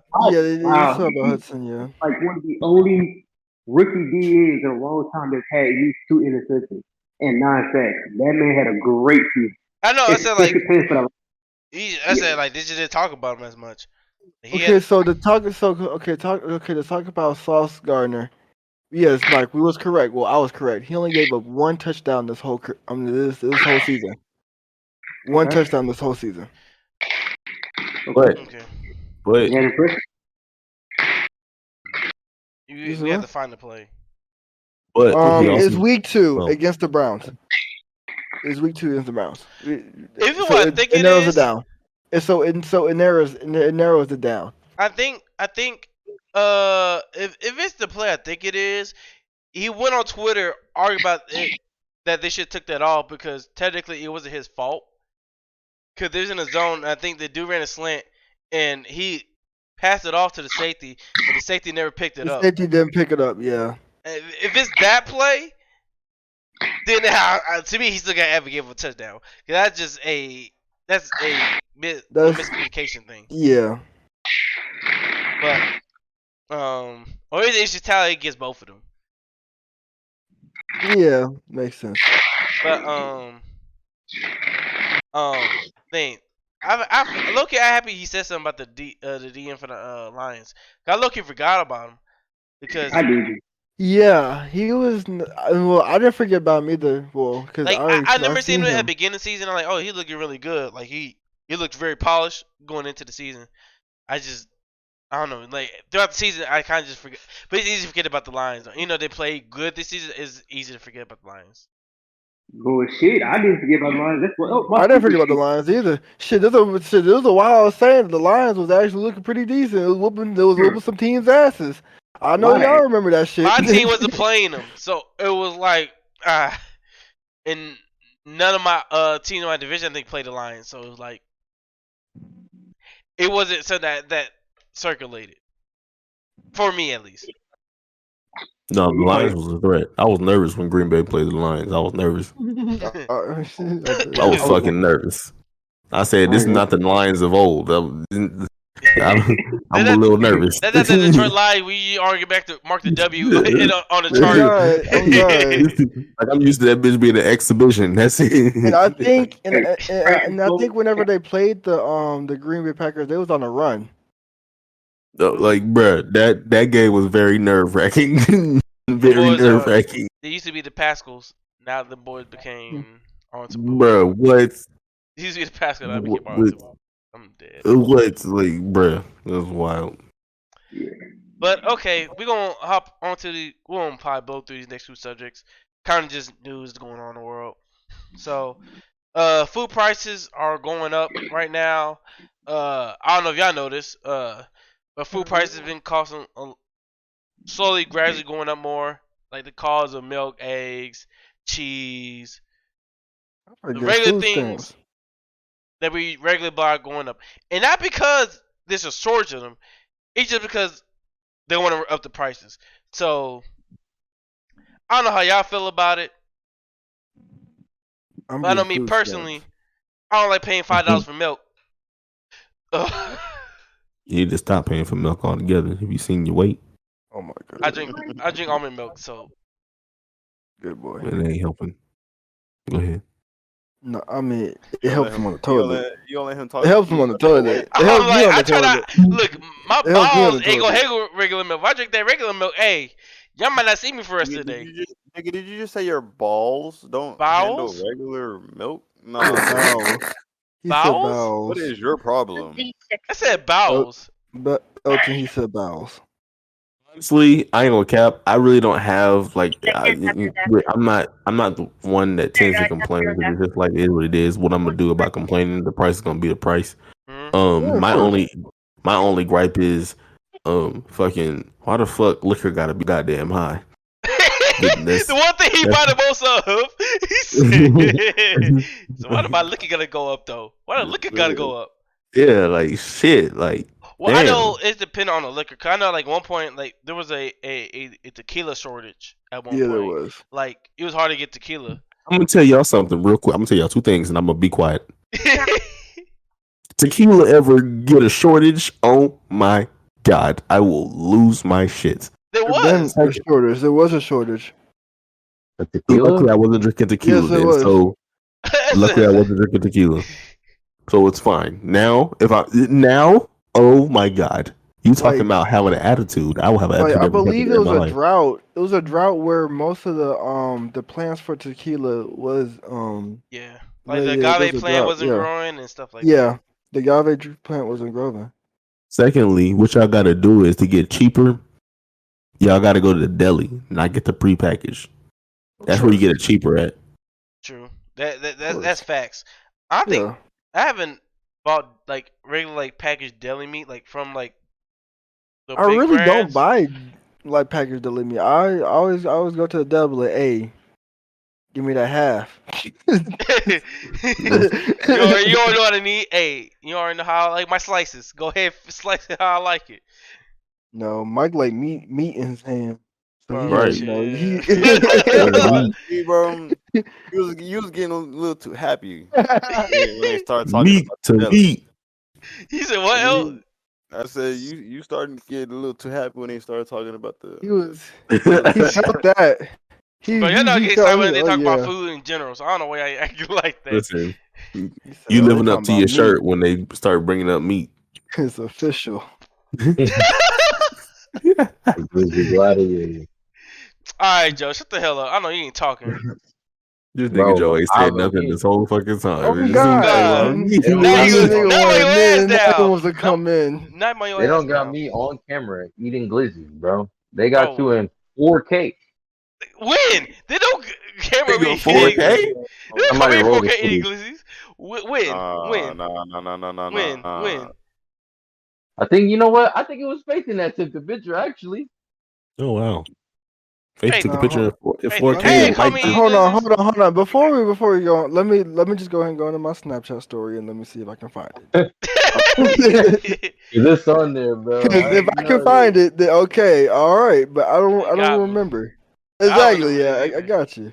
But let me. I'm scrolling. I know. I seen Joe eat a glizzy in I public. remember. No, Oh, I you see remember me. Jeff. I remember Jeff. Bro, Jeff was gobbling down glizzies like they were going out of style. Jeff had the Are going out glick, of style, the glick bro. with eggs. And he had about like 5-6 glicks on his plate. Hot dogs with eggs? Yes.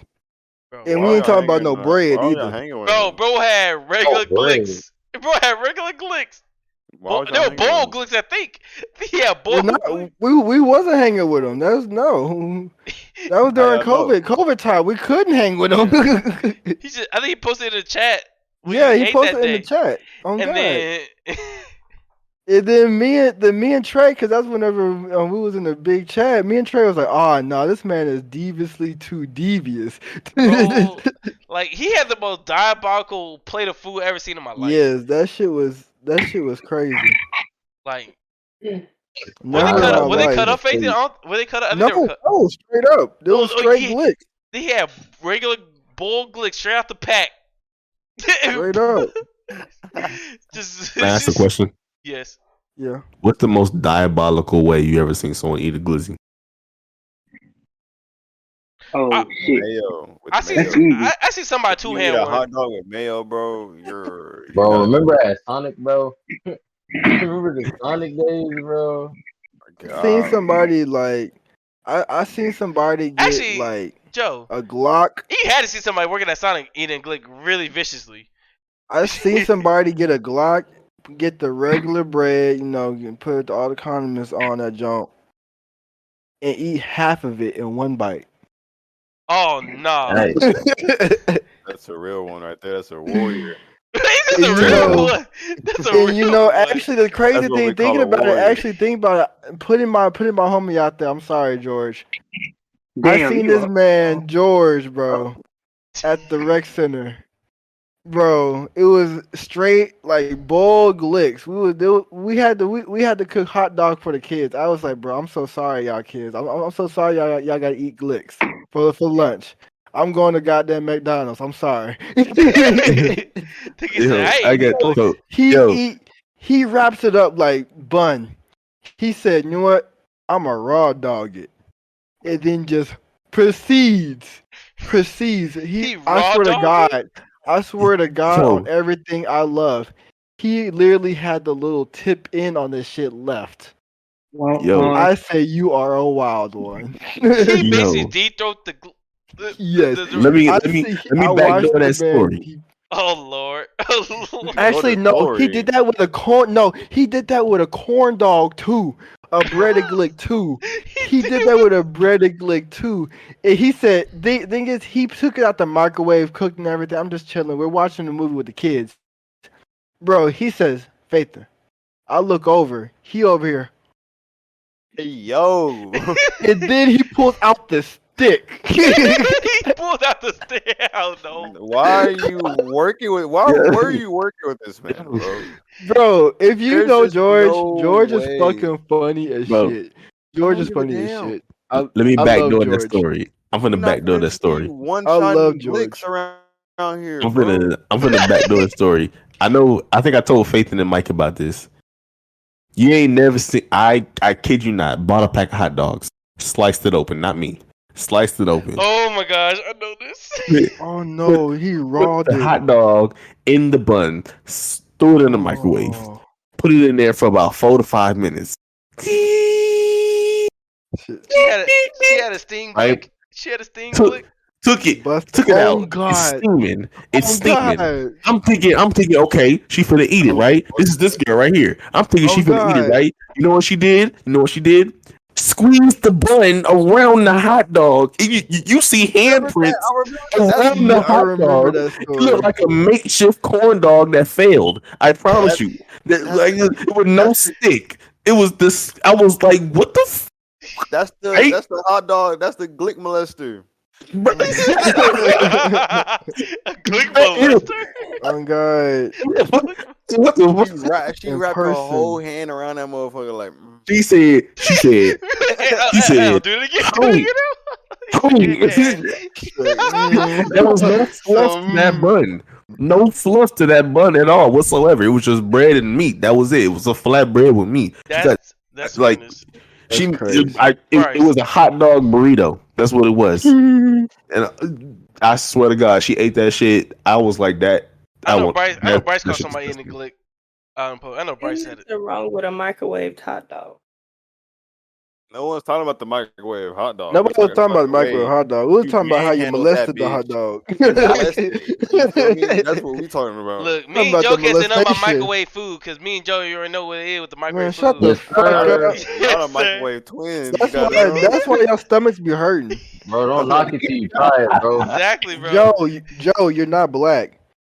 Bro, that's one thing we can agree on, bro. And that's microwave food. Me and Joe agree on a lot, but that's one thing we agree on, bro. Microwave food, bro, be hitting, bro. Microwave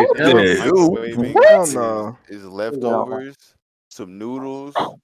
This is why y'all look like how y'all look. Thing is, I barely even microwave my leftovers. I throw my leftovers in the air fryer now. Come on, them. Y'all throwing sandwiches in that whole like. Yeah, bro. Y'all throwing cold cuts in the microwave. No, that's what they do. That's literally what they do. It's a cold cut for a reason.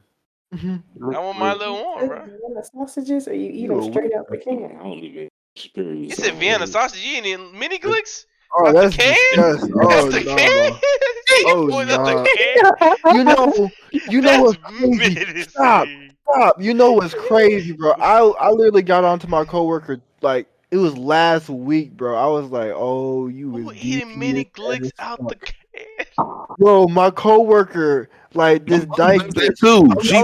I'm sorry to call her a dyke bitch, but this dyke, bro, 5:30 in the morning. 5:30 in the morning. She was eating glicks with a muffin. I said, "What the fuck is this?" A glick muffin? In a Red Bull. The thing is, bro, they be eating them whole. They leave bite half of it off. They eat them whole, straight out the glicky water. Straight out the can. She didn't even use a fork, just fingers. Bro, I'm like, bro. She said a glick, a muffin, and a Red Bull, bro. That's the most diabolical combination I've ever heard of in my life. 5:30 in the morning. Your first meal. Bro. You wake up saying, I want some Vienna sausages. I want some mini glicks. Bro, you know exactly what that is, bro? That is Chemical X from Powerpuff Girls. That's exactly what that shit is, bro. That shit right there. Her breath was hot. I said, bro, you got to back the fuck up. Hey, look, I'm bro. sorry. After we seen that, bro, I had a pack of gum in my hand. I would have handed it to her, like, bro, you gonna need all I this. looked at her like, you can't recover. And then John looked at her, and both of us. I was like, well, John, a little weird nigga anyway. He said, "You gonna suck him?" I said, "All right, you can definitely go." All right. I kid you not. One of my favorite meals my mom does is Vienna sauce. You cut it out. I kid you not. You cut it out. Yeah, you cut it out. She took uncooked straight out the sauce, straight out the liquid, put it on the cracker, and goes like, "Oh no, bro, what? Oh no." You know, my mom was different that day. Update: I don't see any videos or pictures of Mike eating a glick. Tell y'all, bro, never catch me in public eating a glick. Mike eat Cocoa Puffs, so. Bro, that's besides the point. That's besides the point. But look, so wait, Mike almost died. Let me pivot to the subject. Mike almost died at work. Tell you about that. Man, damn, I don't know about that. How you died? Yeah, he got in front of a gun. Why the fuck your dumb ass gonna get in front of a gun? So let me tell you this, all right? So this is me and El. We work at the security at the mall. This better be a good ass fucking excuse. All right, so you are a mall cop. You are Paul Blart. Look, they get a radio call. Hey, there's a fight breaking out, right? So I walk up there, right? Do my job, breaking up the fight, right? Okay. It was some 18-year-old kid fighting with some like 25-year-old, like a grown ass man, right? Okay. And the grown man got his homeboy in the back, bro. Talk about some, we get the car, we'll pop the trunk on your ass. All this shit, right? Nigga. Okay. Bro said, I don't got the code to the trunk, nigga. And then look at him. Bro got his hair on his waist. I said, oh no. I said, oh no. I gotta get out of here. I gotta move. Okay. Nigga, he grabs his waist. Somebody grabs him and be like, no, like, don't do it. Not in here. And then nigga just takes off running. I look at Elp. I'm like, nigga, that nigga had a gun. That nigga had a gun. And then nigga takes off running. And like, my boss comes to me. He said he had a gun. I said, did you stop him? I said, did I stop him? Nigga, all I got is a flashlight. What the fuck I'm gonna do? What the fuck I'm gonna do? All I got is a flashlight. I got a baton. I got a pepper spray. In the army now. Oh my goodness. So your boss wanted you to stop an armed man for $12.50 an hour? Bro, that nigga was wildin', bro. That nigga wanted us to risk our lives for that mall, bro. Bro, that the tall white dude? Or the boss? Bro, both of them niggas, bro. That tall white dude, his name was Joe too. Go figures. Bro, always a joke, bro. Wanted to smoke all day, bro. Bro, that shit was. Bro, I ain't gonna lie. Me, Elk working at the mall. That shit was funny as hell, bro. All we did was go Mac. Half the time, all we did was go Mac. We didn't even do our job. We weren't even doing security around the mall. We was out here going to stores just talking to people. Bro. Well, you go to security. You have a flashlight. That's it. Hey, that's what we're doing. You had a flashlight, honestly. I had to feel like I worked overnight at first. So. That was crazy, bro. I think that was the most craziest job I've ever worked at. Bro, we had a girl being followed by 3 different dudes, bro. Oh my god, bro. This girl, bro. So Demetrius, look. Yo. There's a candle shop, right? Okay. Right. This manager, he real cool dude, right? He hires his niece or whatever, right? Mm-hmm. Talking about first week, my guy, she in there topping up every tenant in that bitch, bro. I'm like, Damn. bro. Oh my. I'm like, fam, if she gets caught on camera, bro. I'm like, bro. You can't be not on camera, dog. Bro, Elk. I'm talking about she was the talk of the mall, bro. It was hilarious, bro. Bro, Elk. Did I tell you when bro, I caught 13-year-olds trying to fuck in the photo booth. Why? For what? Bro, because they came to our office. On Twitter that went viral for that. Yeah, Faith didn't know what I'm talking about. He's seen that. He a Twitter guy. Yeah. So somebody came into our office talk about I think somebody having sex in your photo booth. They told me to go out there and check it out. Nigga, I open that curtain. Nigga, I saw these little kids. I said, ain't no way, bro. I said, ain't no way. I said, you need to call your mama, right? I said, you call your mama. Pornography. I said, you need to call your mama and your daddy right now and get the fuck out of here, because I ain't doing this shit. That's Joe when he was young. Oh, God, that was Joe. Definitely Joe. Joe out here. I ain't gonna lie. Joe's the most disrespectful person to call during that time of his life, because you never know what Joe's up to. God, I never called Joe. I never called him. Like, if you ever try to FaceTime Joe, if you didn't ask what he was doing at first, 9 times out of 10, I might have been fucking. Bro, Joe blew up his Mustang within a week. Bro, come on, bro. Leave the Mustang out of me. She was a good girl. Oh my god, that feels hilarious. She was. Oh my god, that shit where was Bryce at when I funny need as him, bro? shit. Where Bryce at when I need him, bro? Cause, oh my goodness, bro. Bryce, Joe had everybody at his That house. shit Joe had was everybody at funny his house as fuck, trying bro. to fix his Mustang. Matt, bro. He had Matt tell the story. Oh my god. He had everybody. Ain't no way it took All 9 of people us. to come fix your car. I ain't gonna lie, all of us. We had all the groups there. All the groups was there, bro. And we was trying to really help you. Bro, I literally ran all the way home. Literally.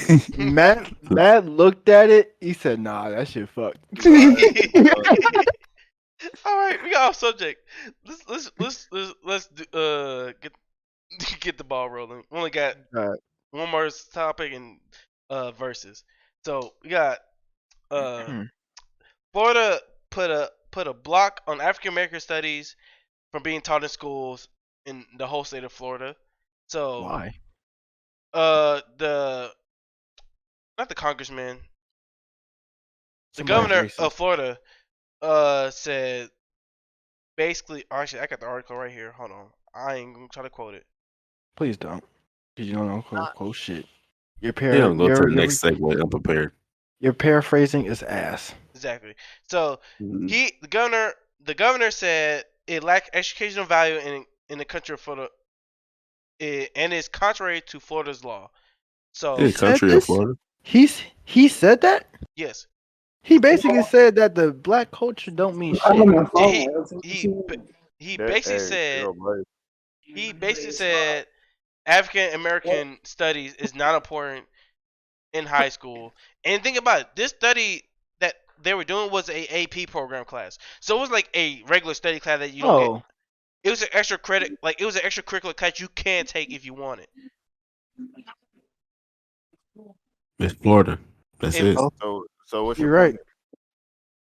So Florida does what it wants. Texas think they do what they want. No, Florida does what it wants. And you're happy about that? Yes. You're happy that?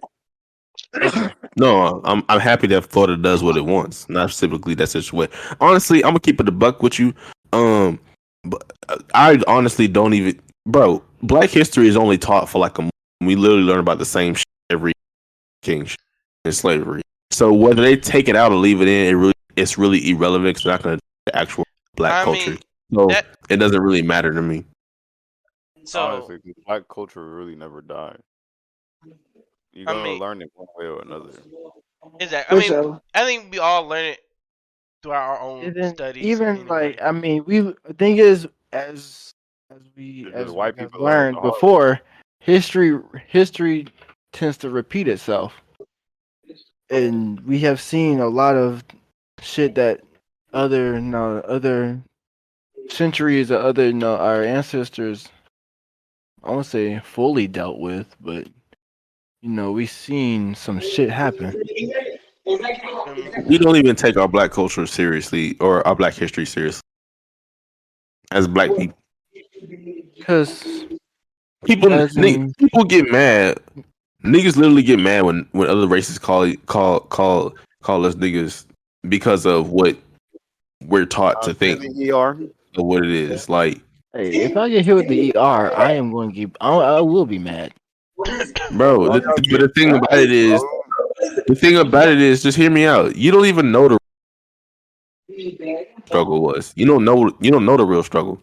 But it's just about nobody knows the real struggle. Exactly. That's what I'm saying. I'm not saying condone it. I'm not saying condone it. I'm saying the simple fact that now it's like to a point where black people live upset as if they was a part of that shit. No, it wasn't. You're a byproduct of it, and I get you trying to uphold the respect of it, but you don't really understand fully because you wasn't part of it. They feed off our response to it. Man, listen, let's just be honest. Fuck it. Since everybody gonna pussyfoot around it, I ain't gonna pussyfoot around it. All this black culture shit in 2023 and 2022, it's clout. It's all clout, but none of this shit means anything because it didn't mean anything back when this shit mattered. It don't mean nothing now. The people who was trying to make this shit what it is wasn't even around to tell you the full story. They just taking sound bites and trying to make a story out of it. That's why I'm fuck with Dr. Omar. Like, bro, get the fuck out of here, bro. We caught you with the white bitch. You know what I'm saying? Explain that. You want to talk about everybody else's shit? What you doing with the white bitch? The white bitch, the white Caucasian. I'm saying like all this black shit out of nowhere, bro. It's idiotic because then we get mad when niggas say niggas. White people say niggas and all this shit. But then you listen to the artist you listen to. The artist is saying the shit in the lyrics. What they supposed to do? Say, "Oh, excuse me." No, fuck it. I'll take it a step farther since Sam kind of just put it out there. Black people need to hold themselves to accountability level. We so used to using it as a crutch to not be successful. Thank you. Like as soon as a white man say no, you don't meet the credentials. No, you just don't meet the fucking credentials. That's it. Oh, agreed. Oh, you being racist? No, you just don't meet the fucking credentials. We think that because we went through slavery like 100-something years ago, we deserve the whole world. Nobody deserves shit. You still have to earn your shit regardless. That's why I hate when people be like, oh, this and that because I'm black. This is that because I'm black. This is that, bro. You don't know what's going to them. I'm not saying it doesn't exist. I'm not saying it doesn't happen. What I'm saying is black people have to hold themselves to a certain level of accountability at some point. And that's not me hating on my own race. I'm just saying like that's just what it is. And when you actually step back and actually look at it for what it is, and not just go off of what you're taught and see what it actually is, open your eyes, you understand that. I'll take this step further, right?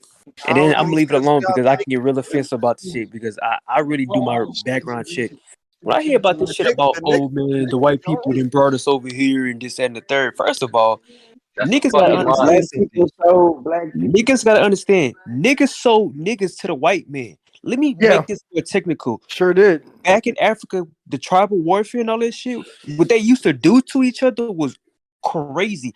They would go to a rival village, enslave the women, force them to have pregnancies and shit so they could rape the shit out of them and then emasculate the men and then traded whoever they captured off as pretty much as a currency. So niggas didn't come over here on Africa because the Europeans settled in Africa and took that bitch over. It was a part of a trade. Yeah. And the way they saw the African slaves being treated, they were like, well, fuck it. You're a slave. We bought you as a slave. You're going to continue to be a slave. So I don't understand the mentality that, oh, white people enslaved us. No. They acquired us from our own people. We did it to ourselves. Tribal warfare ain't stopped. Look at Chicago. It's the same shit. What we did then, what we doing now. Today, look at Africa today. They are still at war. It's still a civil war in Africa to this day. Still. I'm gonna keep it a buck. I'm gonna keep it a buck. The most oppressed male in society is the straight white male. Of course. That's the most oppressed male. They can't say shit about nothing. Because the minute they say shit about something, they get scrutinized for it. Yeah. We can say homophobic, misogynistic. They can't say shit. Fascist, bigot. Oh, fuck, nigga. That's just facts. That's facts. I'm keeping it a straight buck. That's why, like, when niggas be talking about, oh, this, and that, they didn't take me because I was black. Well, how'd you come in there? Was you talking? Was you playing? Did you dress appropriately? Was you talking? Or did you meet their credentials? Did you like what were? No one just says no to someone just because of how they look. I got I still get offered jobs and promotions all the time. So it's just like it's not about me being. I'm not saying, like I said, I'm not saying it don't exist. It happens. I'm not ignoring that. But what I'm saying is, black people as a culture have to stop using that shit as a crutch. I can't stand that when black people will be like, oh, because I'm black. No, nigga, you look like you stealing out of fucking Walmart. So I'm gonna ask you about it, nigga. Whether it be a Mexican, Chinese, or whatever, I'm gonna ask you about it. If it looks like you're fucking stealing, if you look like a criminal, I'm gonna treat you like a criminal. Don't look like a criminal, you won't get treated like a criminal. Simple as that. Why that stuff made sense was like the 1970s to the early 2000s. During that time, that phrase, I think they're being racist, was generalized because racism was like still more prominent back then. Nowadays, majority of people, even if they are racist, they're not gonna take that chance opportunity because they know the backlash is gonna come from it. So that's not true. That's not true, Mike. Don't do that. Don't do that. That's only accurate in more civilized places. Like, there's some places in America that don't even like this. It's still very big racism. We not talking about Sunny Downstate. We know those things are not even Southern down. Like some places in places that's not talked about, Utah, Montana, like it's still real racism there. Like it's just not a popular area. Like half of those states only have Wi-Fi in some of their cities, so. Exactly. Okay. Let me paint the picture I'm talking about. I know people from Utah. Okay. Right. No. Hold up. That's a known fact. There are some places up there that don't have internet. Right. But knowing people. Right. Let me paint the picture that I'm trying to get you to see. Racism is so common, bro. It's a part of everyday life. Right. And I'll give you an example. Right. Hold on. But let me give you an example of what I'm talking about when I say it's so common. You walk into an establishment, you be like, damn, there's a lot of white people in here. Why did that matter? Why did that particular race present matter that much to you that you had to point it out? That's racism. Oh, I can't work here because it's not enough black people here. That's racism. It's so common now to where if you do something and people call you out for it, you get it feeling like, oh, I didn't do that because I didn't do this and the third. an act of racism is simply specifying or separating or singling out a even single thing. emphasizing a race. And why is it different from something else? You know what's crazy? So wouldn't it be I saying was, be prejudice? Yeah, it's the same Yeah, thing. yeah, Racism yeah. before Same prejudice. thing, bro. I was watching the podcast, right? Yeah. I was watching the podcast. It wasn't Fresh and Fit. It was actually an informational podcast. No, And it literally showed the stat line. It was literally a stat line they showed. They said the United States of America is the least racist country in the world. I believe that. The least. But yet we have the most whiniest, bitchiest people about racism in the world. I agree. You said America is the least racist? Yeah. Yes. That's believable. I believe that. It was shown in the stat line. That's believable. When you go to China, when they go to China, you literally are called an outsider.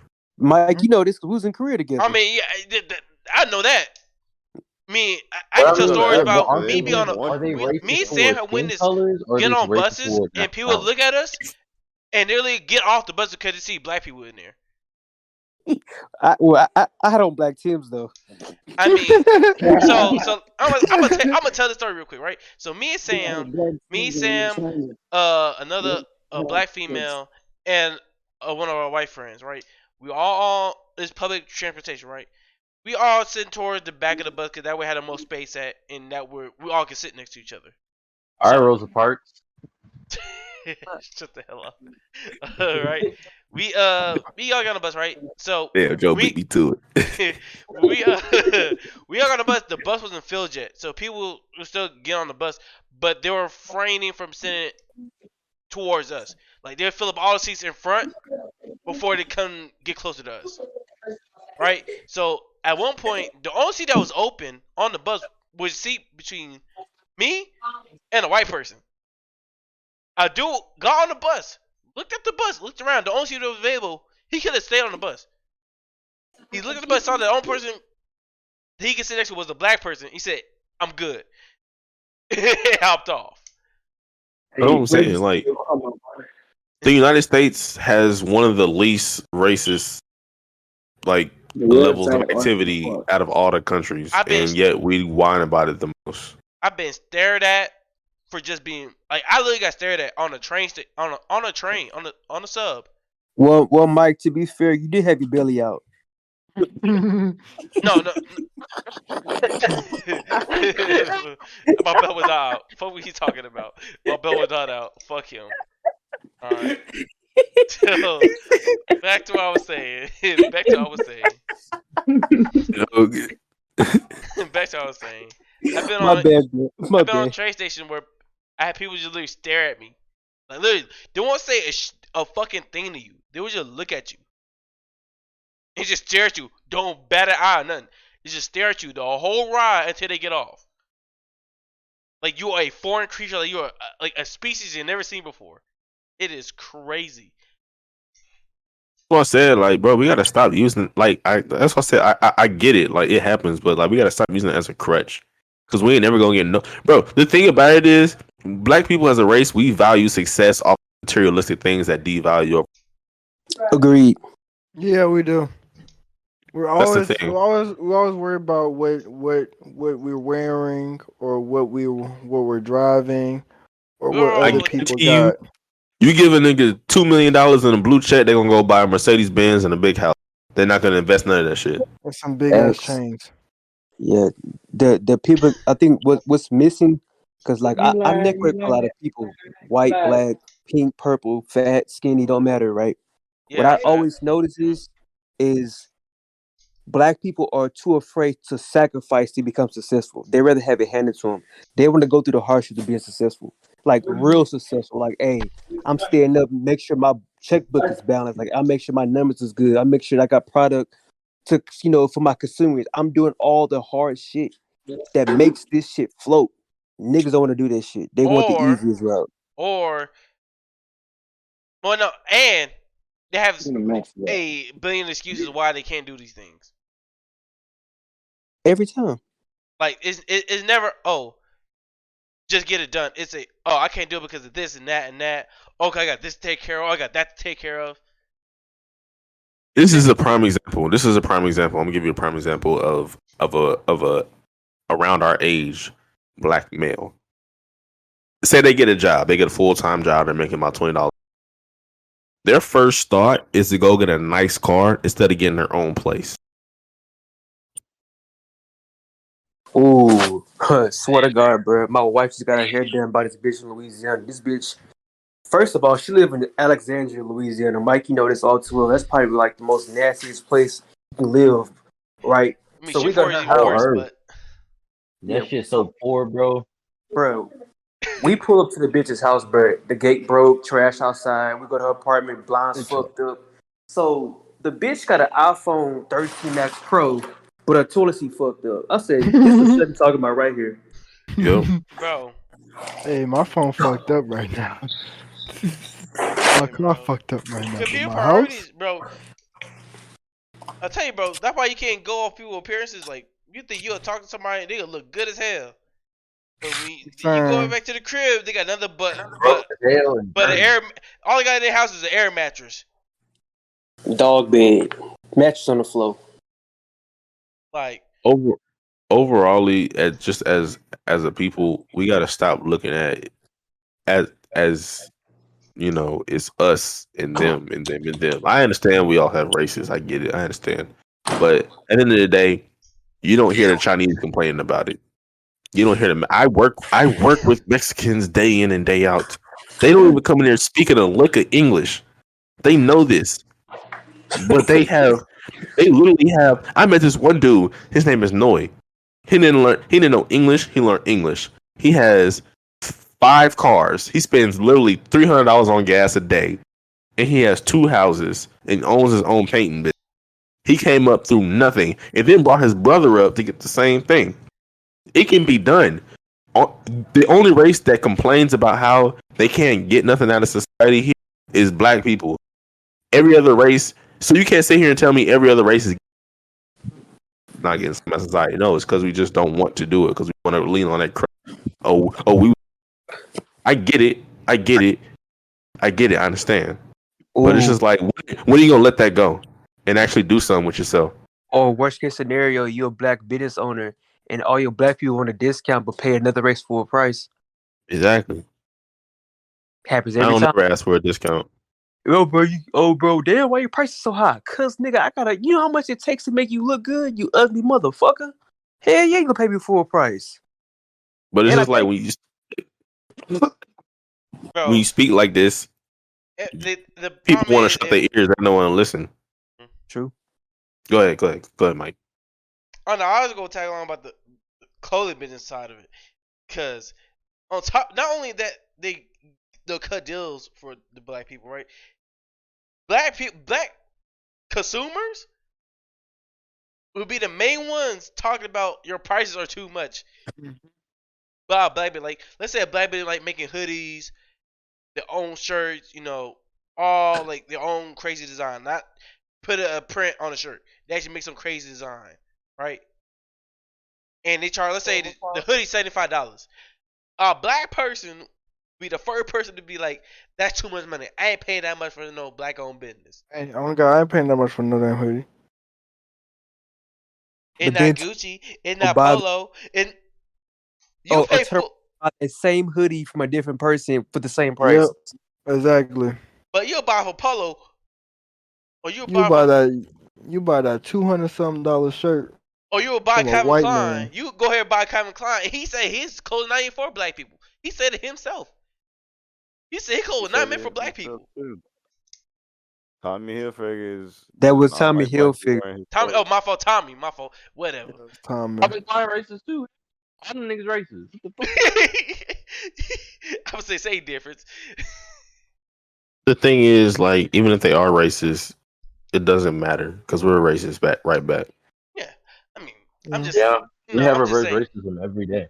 But it's actually the saddest shit I've ever seen. You said what, Joe? It's reverse racism every time. It's a black person. I feel like when black people be like, it's because I'm black. Like, you already bring race into it. You already racist in your head. Like, But That's not true though, because you're not even the No, most oppressed. Black people are not even the most oppressed in the United States. No, It's I'm the white saying like straight there male. are black people are racist. Like yeah. Oh, okay. I get what you're saying. I get what you're saying. yeah. I mean, the moment you say you want to kill a nigga or you wish a nigga would, hell yeah, you wishing for a particular type of person to do a certain activity so they can get a certain reaction from you. Nigga, that's racist as fuck. That's crazy. all right. That's But just sad. We trapped in that we're way. gonna go ahead do really rather so we can close the podcast out, y'all. So, would you rather drink edition, y'all? All right, that good drink. Everybody over here, love the alcohol. You see El with the beer in his hand. All right. All right. First, on would you rather, right? We got Douce versus Hennessy. Do two different cognacs. All right. Which one y'all rather drink? Douce. I'll drink that Douce. Hennessy, it be hitting too hard, bro. Like, are you talking about straight, or are we talking about like making a drink? Straight. You talking about straight? Hennessy. Wait, what was the question again? That hen dog. Versus Hennessy. So I don't even care whatever else you ask. You said what? I said I don't care whatever else you ask. I'm going with Hennessy. I don't even care that I'm here. Hennessy. Hennessy. Trust me, we already know.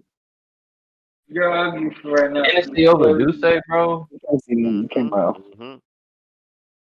The reason why is very petty. I ain't gonna lie. For me, I bet it. It's very fucking petty. I bet a bitch because I'm Is it involved a female? Absolutely. Oh yeah. Yup. Oh yeah. Going. Hennessy. Wait, why? I'm confused. Instead that hen dog.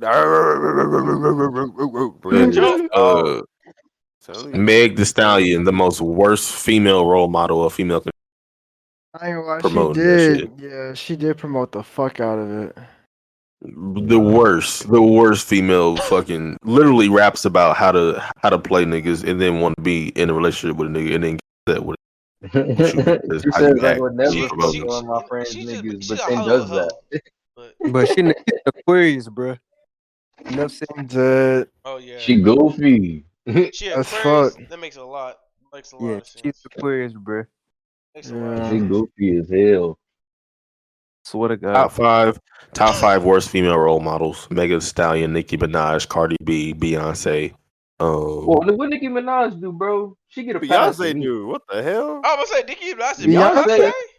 Beyonce. I feel was on I understand. I understand the Beyonce because Beyonce put an unreasonable, unreasonable like idea of like, I'm this, I'm that, but everybody can't be Beyonce. Everybody can't be rich.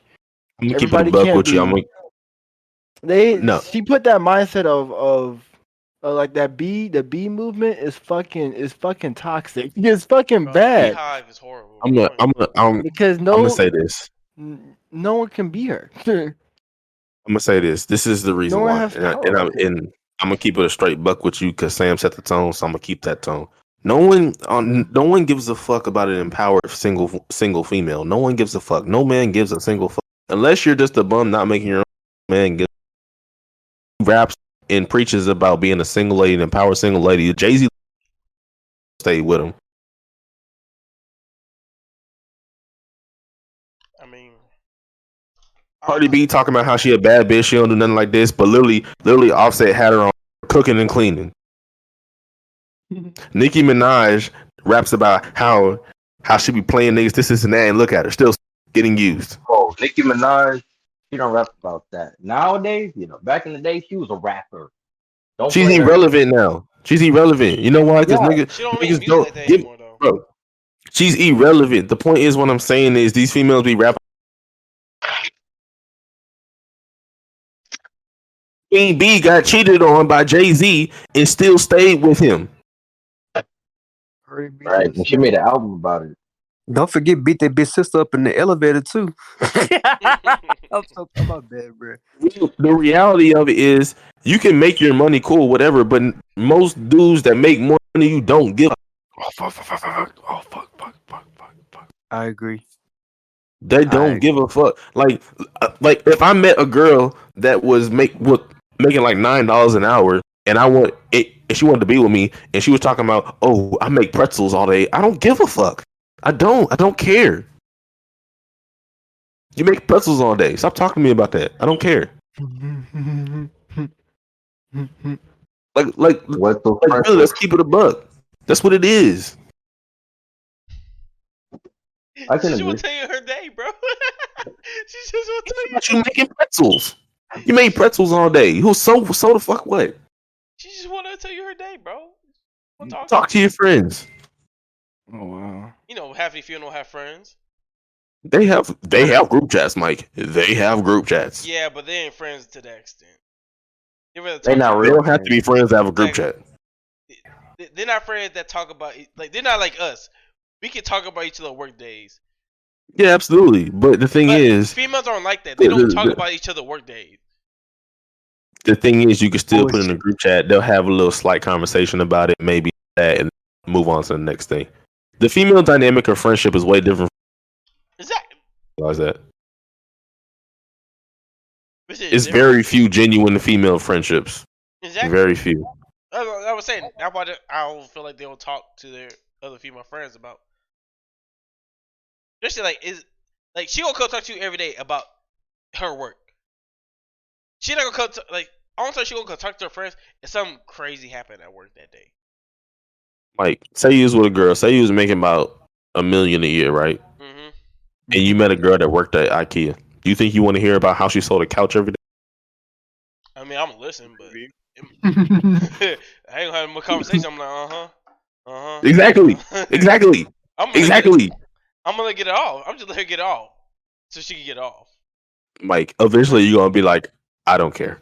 My patience is a lot better than yours. I know that, but I'm saying eventually you'll be like, I don't care.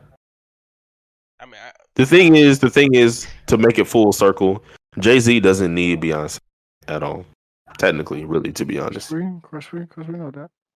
All right. Yeah, we know that. Beyonce, to a certain extent, not financially, she makes her own. But as far as being viewed in a certain way, she low-key needs Jay-Z. Agreed. Because then she'd be another bitch with money. She wouldn't be exactly. Beyonce, she wouldn't get this. The queen, because she's viewed as, I'm in a relationship, I have kids, we both make money, all other stuff, but I want you females to be proud of being single. Don't never worry about these niggas. Don't never worry about that stuff. But I'm gonna be in a relationship though. I ain't gonna lie to y'all. I don't know if Beyonce in her song was talking about. But I was Beyonce like that. All the single ladies. All the single ladies. Oh, here we go. Oh, it's not the only song she got. That's most crazy. Of her, it's not. Most of her songs is about being a proud single woman. Ain't nothing wrong with being a proud single woman. If you want to be a proud single woman, fine, whatever, cool. Nigga, she released one album. Bro, it's not about Jay-Z, Elton. It's about the fact that most of her songs are about being independent, independent women. Wait. No, L is part of Beehive now. Oh shit. Give me 3 songs that's about an independent woman. Okay, let me Google it. No. Oh, okay, you can Google it. Single ladies, Soldier. Single ladies. Right. Soldier, no scrubs. No scrubs. Yeah, no scrubs. Yeah. That's literally every song that she's ever made in history is about being single and empowered single woman. The thing is, this is what I'm saying though. No one can. If you want to be single and empowered, make your money, fine. On the remix, do that. She got on there. Do that. That's fine. I'm not saying anything's wrong with doing that. What I'm saying is, as men, her rapping about that, I don't give a fuck. I mean, I don't care how much money you make, because at the end of the day, the money that you make, it doesn't affect me. Unless you're just a nigga that just want to mooch off of your girl. But no music not for us though to begin with. It's not, but that's the problem now. What I'm saying, the problem now is we got all. But the thing is, they still want us to protect them. They still want us to do all this stuff for them and all that shit, right? Mm-hmm. So the thing is, you're proud of being a single black. You're proud of being an adult, basically. You want me to basically congratulate you for being an adult. Bitch, I got my own apartment. I don't need no man. So, you're an adult. Get your own place. Oh, bitch, I pay my own rent. I buy my own car. I don't need no man. I'm just being devil's advocate. I'm just being devil's advocate right now. Just all I'm doing is being devil's advocate. Right? He I might. don't agree with anything I say. I'm not vouching for him. I'll put that as a disclaimer out here, right? I'm just being devil's advocate, right? So maybe the reason why they like this because throughout history, the woman has been known to be like just caregivers, right? So they never really been known to be independent. They ask for this lifestyle. No, I understand that. I completely understand that. But that's why they celebrate so much now because throughout history and throughout time, until of the past, maybe 20 years, 30 years. It was property. There's a study shown that there was more marriages and more where they had the right to vote and all the other shit than now. Yeah. And I'll send y'all the link in the group chat if y'all don't believe me. That's not surprising. Bruh. All right, Mike. I ain't gonna lie. This is one of my favorite topics. It's controversial, and I fuck with the controversial shit. I love controversy. I love it. Hold on. Before you can figure out the would you rather thing, can we figure out subject? This is two alcohols. Before we. Yeah. Go ahead. Yeah. All right. So Patron versus Casamigos. Casamigos. Fucking Patron. Neither. Patron. Neither. Casamigos. Neither. Casamigos fucking headache. Neither. Luna Azul. Oof. Humidor. Man. Huh? My good man. Hey, you all right with me? I appreciate it. Casamigos. What about El Humidor, bro? What about the cheap man? It's all right. They went up in price. El Humidor. They did? Yeah. It costs more than Luna Azul now. What the fuck? Yeah. Luna Azul costs $35. El Humidor costs $43. What? Had this shit had an angel on the bottle, bro. That shit was good as hell. But I can't pronounce this shit though. What type So of bottle are we talking about? Ain't nothing better than the big bottle. Either way, the small bottle still costs more than the other one still too. Luna Azul is cheaper. Ain't nothing beating a good old beer. Ew. All right, bro. I agree with that. Help. I ain't going with that. Help. Ain't nothing beating a good old beer. Yes, sir. Boy, last one. All right, two very nasty alcohols: Fireball versus Jaeger. Oh my god. Fireball. Fireball is disgusting and forever be disgusting. I'd rather drink Paul than Fireball. Uncle Paul. I'd rather take a fireball shot than some Jaeger. Absolutely. I'd rather drink Fireball. Rumble than fucking Fireball. Well, of course, yeah. Oh, you drink Casamigos, so I don't give a damn. I'd rather have a minty mouth than a fire mouth. Goddamn. I don't give two fucks. that's why we got toothpaste. We got toothpaste and a toothbrush. I'm talking about if we're drinking, Demetrius. Yeah, you Not in got the toothpaste and a morning. toothbrush. Not in the morning, nigga. Who drinks in the morning? I do. Well, I do. Said you gotta brush your teeth only in the morning. Why y'all vouching for this, man? Said let me say that shit at the same time. I did. I did. Korea, yeah, it got real bad. Yeah. Crack open a bottle at the crack of dawn. Fireball is only when you down bad, but still, I'd rather drink Fireball. Earlier. I'm sorry, Anyway. y'all niggas got that type of life, bro. Bro, shut up, bro. First of all, Anyway, the fact back to Joe the picked Paul controversy. after all of that, bro. Hell yeah! Paul's disgusting, bro. Out of Fireball and Jägermeister? Firestone is the most stickiest alcohol you will ever drink in your fucking. That nigga said the most stickiest alcohol. That shit is sticky as fuck and it's thick and it tastes like Robitussin. Who? Oh, Jaeger? No, Firestone. Paul? My guess said Malibu got to be the stickiest. That shit is literally like fucking. I don't even fucking know. That shit is like. Paul is. That shit get coated on the outside of your bottle somehow. It don't even fingers sticky. Now your glass is sticky. Everything's just fucking sticky. Paul is disgusting. Just bring the Paul out, bro. If it's Jägermeister or fucking Get the fuck. what's it called? Just bring the Paul out. Joe, I will never send you on an alcohol run ever in my life. Is that what? Bro, we never did. Fireball? What? I don't just telling me y'all drinking Fireball over Paul. Absolutely, Yeah. yes. Y'all niggas tripping. Who the hell? Some type of dignity. Who the hell is disputing this? Joe. Joe. Joe, the Come kind of on, nigga would literally have no gas in his car. Like, nah, bro, I got a couple more miles left. No, nigga, this is bitch finna stop. Damn, bro. That's him. I feel like Because he that. done that. Because he done that. He is that nigga. That's I feel attacked. What the fuck is going on? Because Bruh. his crews is probably begging for gas right now. Bruh, swear to God, Bro, we had the Bro, I Grand just Marquis. put We gas had the in that Grand Marquis. motherfucker, bro. Fuck yeah. Joe used to have to push that car every once in a Oh while. God, that bitch used to Bruh. be on E. He used to stay on Oh, E. that's crazy. Y'all niggas don't fuck with Paul that bad. God Bruh, damn. I fuck with Bro, Paul. because I don't Paul know. ain't Paul easy. is syrup. That shit ain't No. alcohol. That shit's syrup. No, nah, bro. You drinking the flavor, Paul. You gotta get the That's actual- what Joe's talking about. No, he Oh talking no, about I drink VS too, bro. Chill, bro. God, Bro, VS is the regular Paul, bro. that's what I'm saying. I drink the apple and the VS, bro. Come on, bro. Oh, Give me no, a you pass. Don't tripping, matter. bro. Paul is See, just nigga, nasty Joe, all the pineapple way. one by himself. The boy drink the pineapple Paul by himself. Bro, that whole I- gone.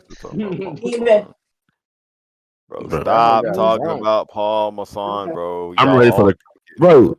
Okay, so hold on, let's pause because I'm ready to get back to the controversy. y'all got like 3 minutes on me. I gotta go to sleep. Oh, God, I'm it's trying to 12 figure o'clock. out Else's defense when it comes to Beyonce. That's what I'm trying to figure out. bro. You not finna just sit here and blame Beyonce for this incident these females has caused you. Is she bro. not an influencer? She is. Bro, she's a good influencer though. She's not a Is bad she not influencer. the influencer though? No, bro. If anybody, Cardi B is more influencer than Beyonce. What are you That's talking cap. about? That's big cap. Oh, You know Bro, that is. Beyonce Yeah, your ass is influenced people lying now, like your mom and my mom. Nigga, stop. Nigga, Bro, what are you talking Beyonce about? literally has influenced generations. Bro, Literally. nigga. don't think Okay, bro, Beyonce- but the most influence she had on a generation was in my mom's generation, bro. And Like, my older That's sister. cap. Bro, and that trickled My older down. sisters- Wait. no, it pause, did bro. not, nigga. Because did. It did. who came after Beyonce? I'm It not. doesn't I'm matter not. about who came after. Rihanna? She's still dropping albums. Boom, Joe said it. Rihanna's a way Rihanna- bigger influence Rihanna generation. didn't influence like Beyonce did though. Bro, Rihanna kind of just did her own thing. Your point, nigga. Your point. Both of these women are influencers. Beyonce just has a stronger hold on the influence. What was that? What do you think this is? Bro, Yep. that nigga, that's back in the day, Demetrius. Why are you back in the Still day? doing that now? What are you talking about? Bro, people are not doing All that right, now, bro. all right. Who's How doing about that? this? How about Who's this? doing that? Wait, hold on. This will make more sense, and I'm gonna use D Nix because he got on the college shirt. So in fraternities and sororities, right? Do they not? Don't the elders teach the Neros all the traditions of that fraternity? Yep.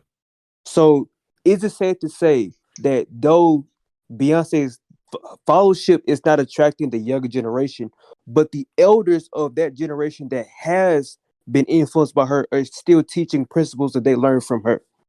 Because Rihanna is here. Because Rihanna came has along. Rihanna don't have nothing with shit. She don't Rihanna have ain't that. made an album in forever.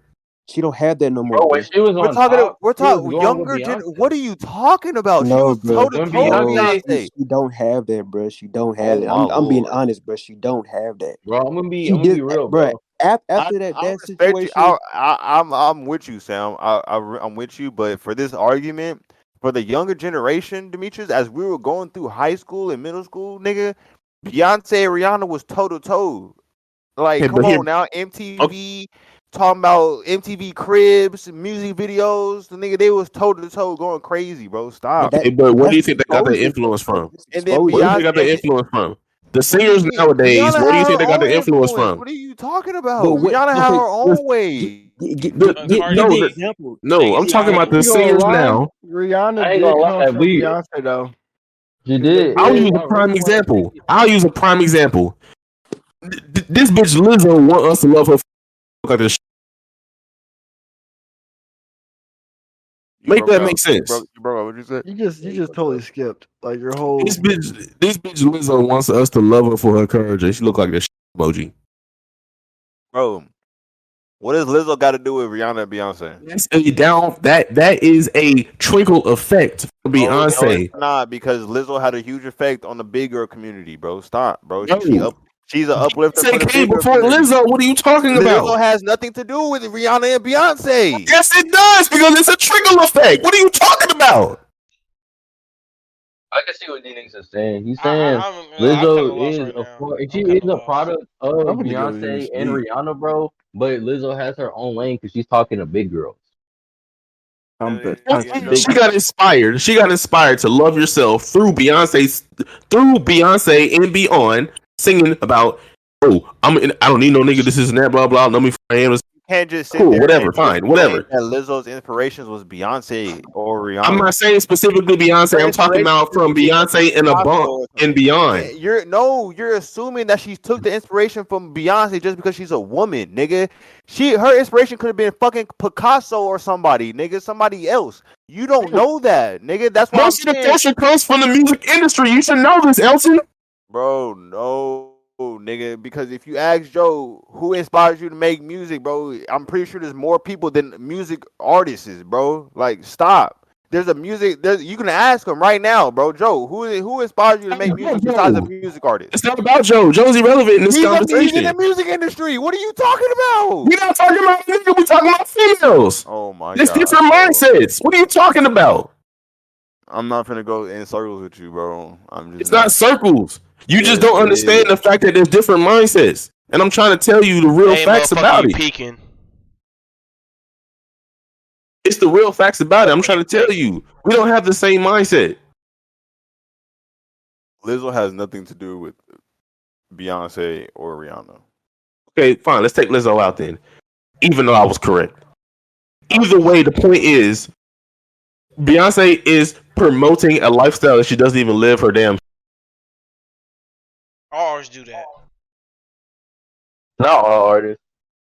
Not all, but you're saying Beyonce doesn't promote a life that she lives? How do you know that? She got cheated on and still stayed with the man. That's literally 95% of the women in the world. That's cap.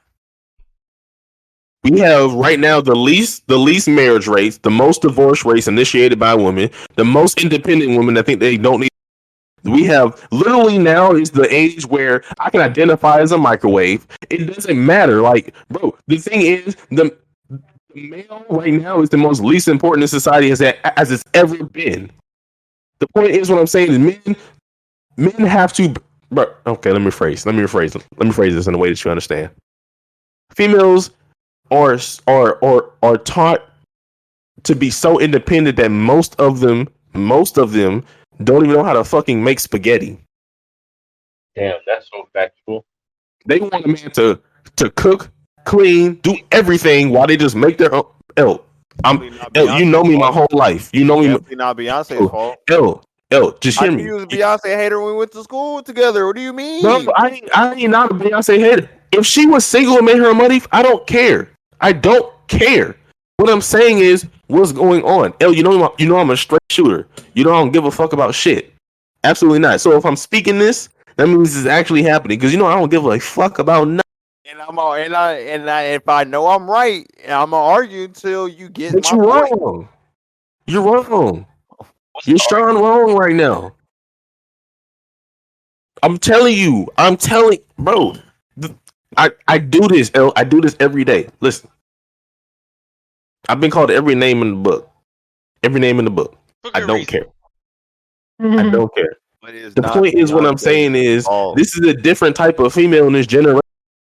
Saying that you are not valued the same. You are not valued. We are not valued. They don't care. They don't care about us. They do not care.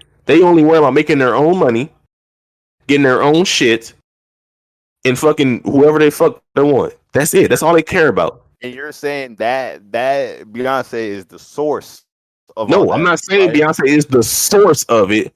I'm saying what she promotes is not the life that she lives. She doesn't promote that she's a single lady though. Like not anymore. I think when she made single lady, she was single though. She was she was after that. Thank you, Mike. She was after that. After, like I said before, when she dropped the Lemonade, Jay-Z got his shit together like any other nigga would. Smart nigga would, because if I had a productive, successful woman like Beyonce on my side and I cheat on her and then she kind of accepts me back, I'm a hit that hoe. Are you crazy? Beyonce makes her own money. She independent. She promotes like you said, she promotes everything that she does. Nigga, like, what are you talking about? This as the soon thing. As Jay-Z got his shit together, she stopped all that shit. The nigga thinks because he want to pay child support, bro. That nigga's a billionaire. He'd have paid a grip for them damn kids, bro. Swear to God. Bro, this is the thing. Go through that, bro. This is the thing, El. This is what you're forgetting. This is what you're forgetting. What she's promoting about being a strong, independent woman. Fine. I don't give a fuck. Honestly.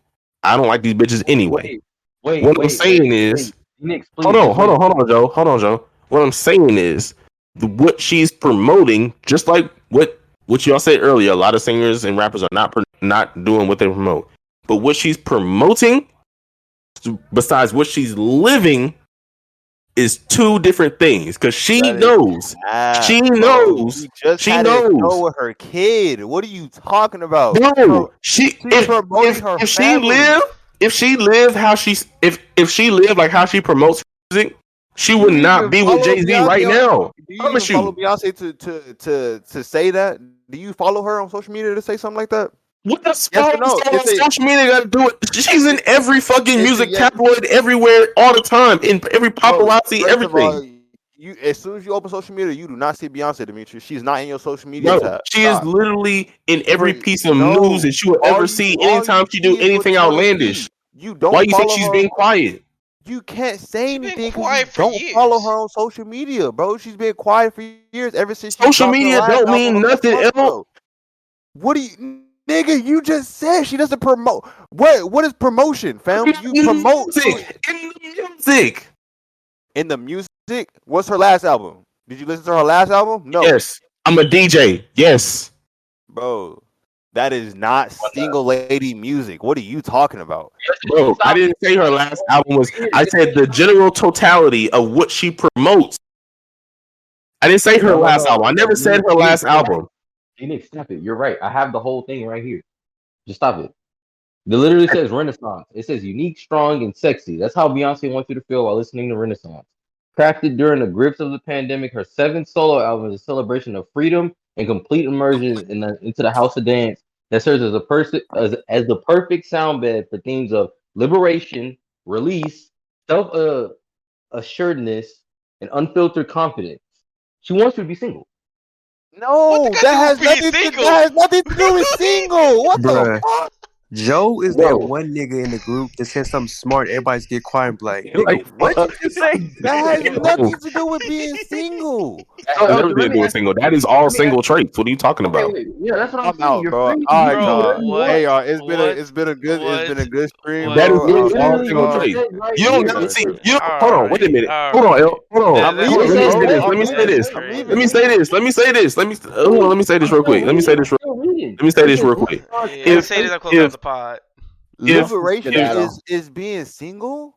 Well, it even says right here, it says Friday night just got paid, anything can happen feeling. So unforced to retire appeals to unyoke yourself from the weight of others. Expectation to revel in the totality of who you are. Bro, that's basically saying be what the fuck you want to do. Like it's what you want to be? Let me ask y'all a question. You just said House of Dance, you stupid. Are you dumb?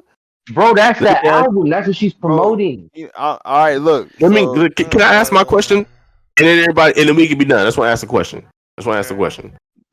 Why is it when it comes to female singers, rappers, artists, the number one songs that jump up to the top is about being a thought, being a whore, popping all the other shit. When the songs that are about being a whole young woman sinks to the bottom. I don't know. Ask Cardi B. Ask the people. Ask the I ones mean, who actually you lead can the say young same thing for a generation. male artist. Only that pops Ask on the top artists hard. who actually lead the young generation, like Cardi B, and all them other. Cardi B literally raps about using niggas and popping their pussy and shaking niggas ass. is, man. Play out Super Bowl, man. Can I say one thing? Can I say one thing? You can't. You already know what You the gonna fuck make the going argument. on, You can make man. that same argument about male artists because the only that pops on top of the charts for male artists is hood rat shit. Is niggas selling dope, making money, and killing people. That hits the top chart for any. What they gotta do with any type of sexual relations? It's bro. Just because it has nothing to do with sexual relations, it's exactly. What they gotta do with being in a relationship? But all right, I'm done. All right, thank y'all for I'm listening. asking. I'm genuinely asking. What they gotta do with being in a relationship? You missed the whole point, and I'm tired. Yeah.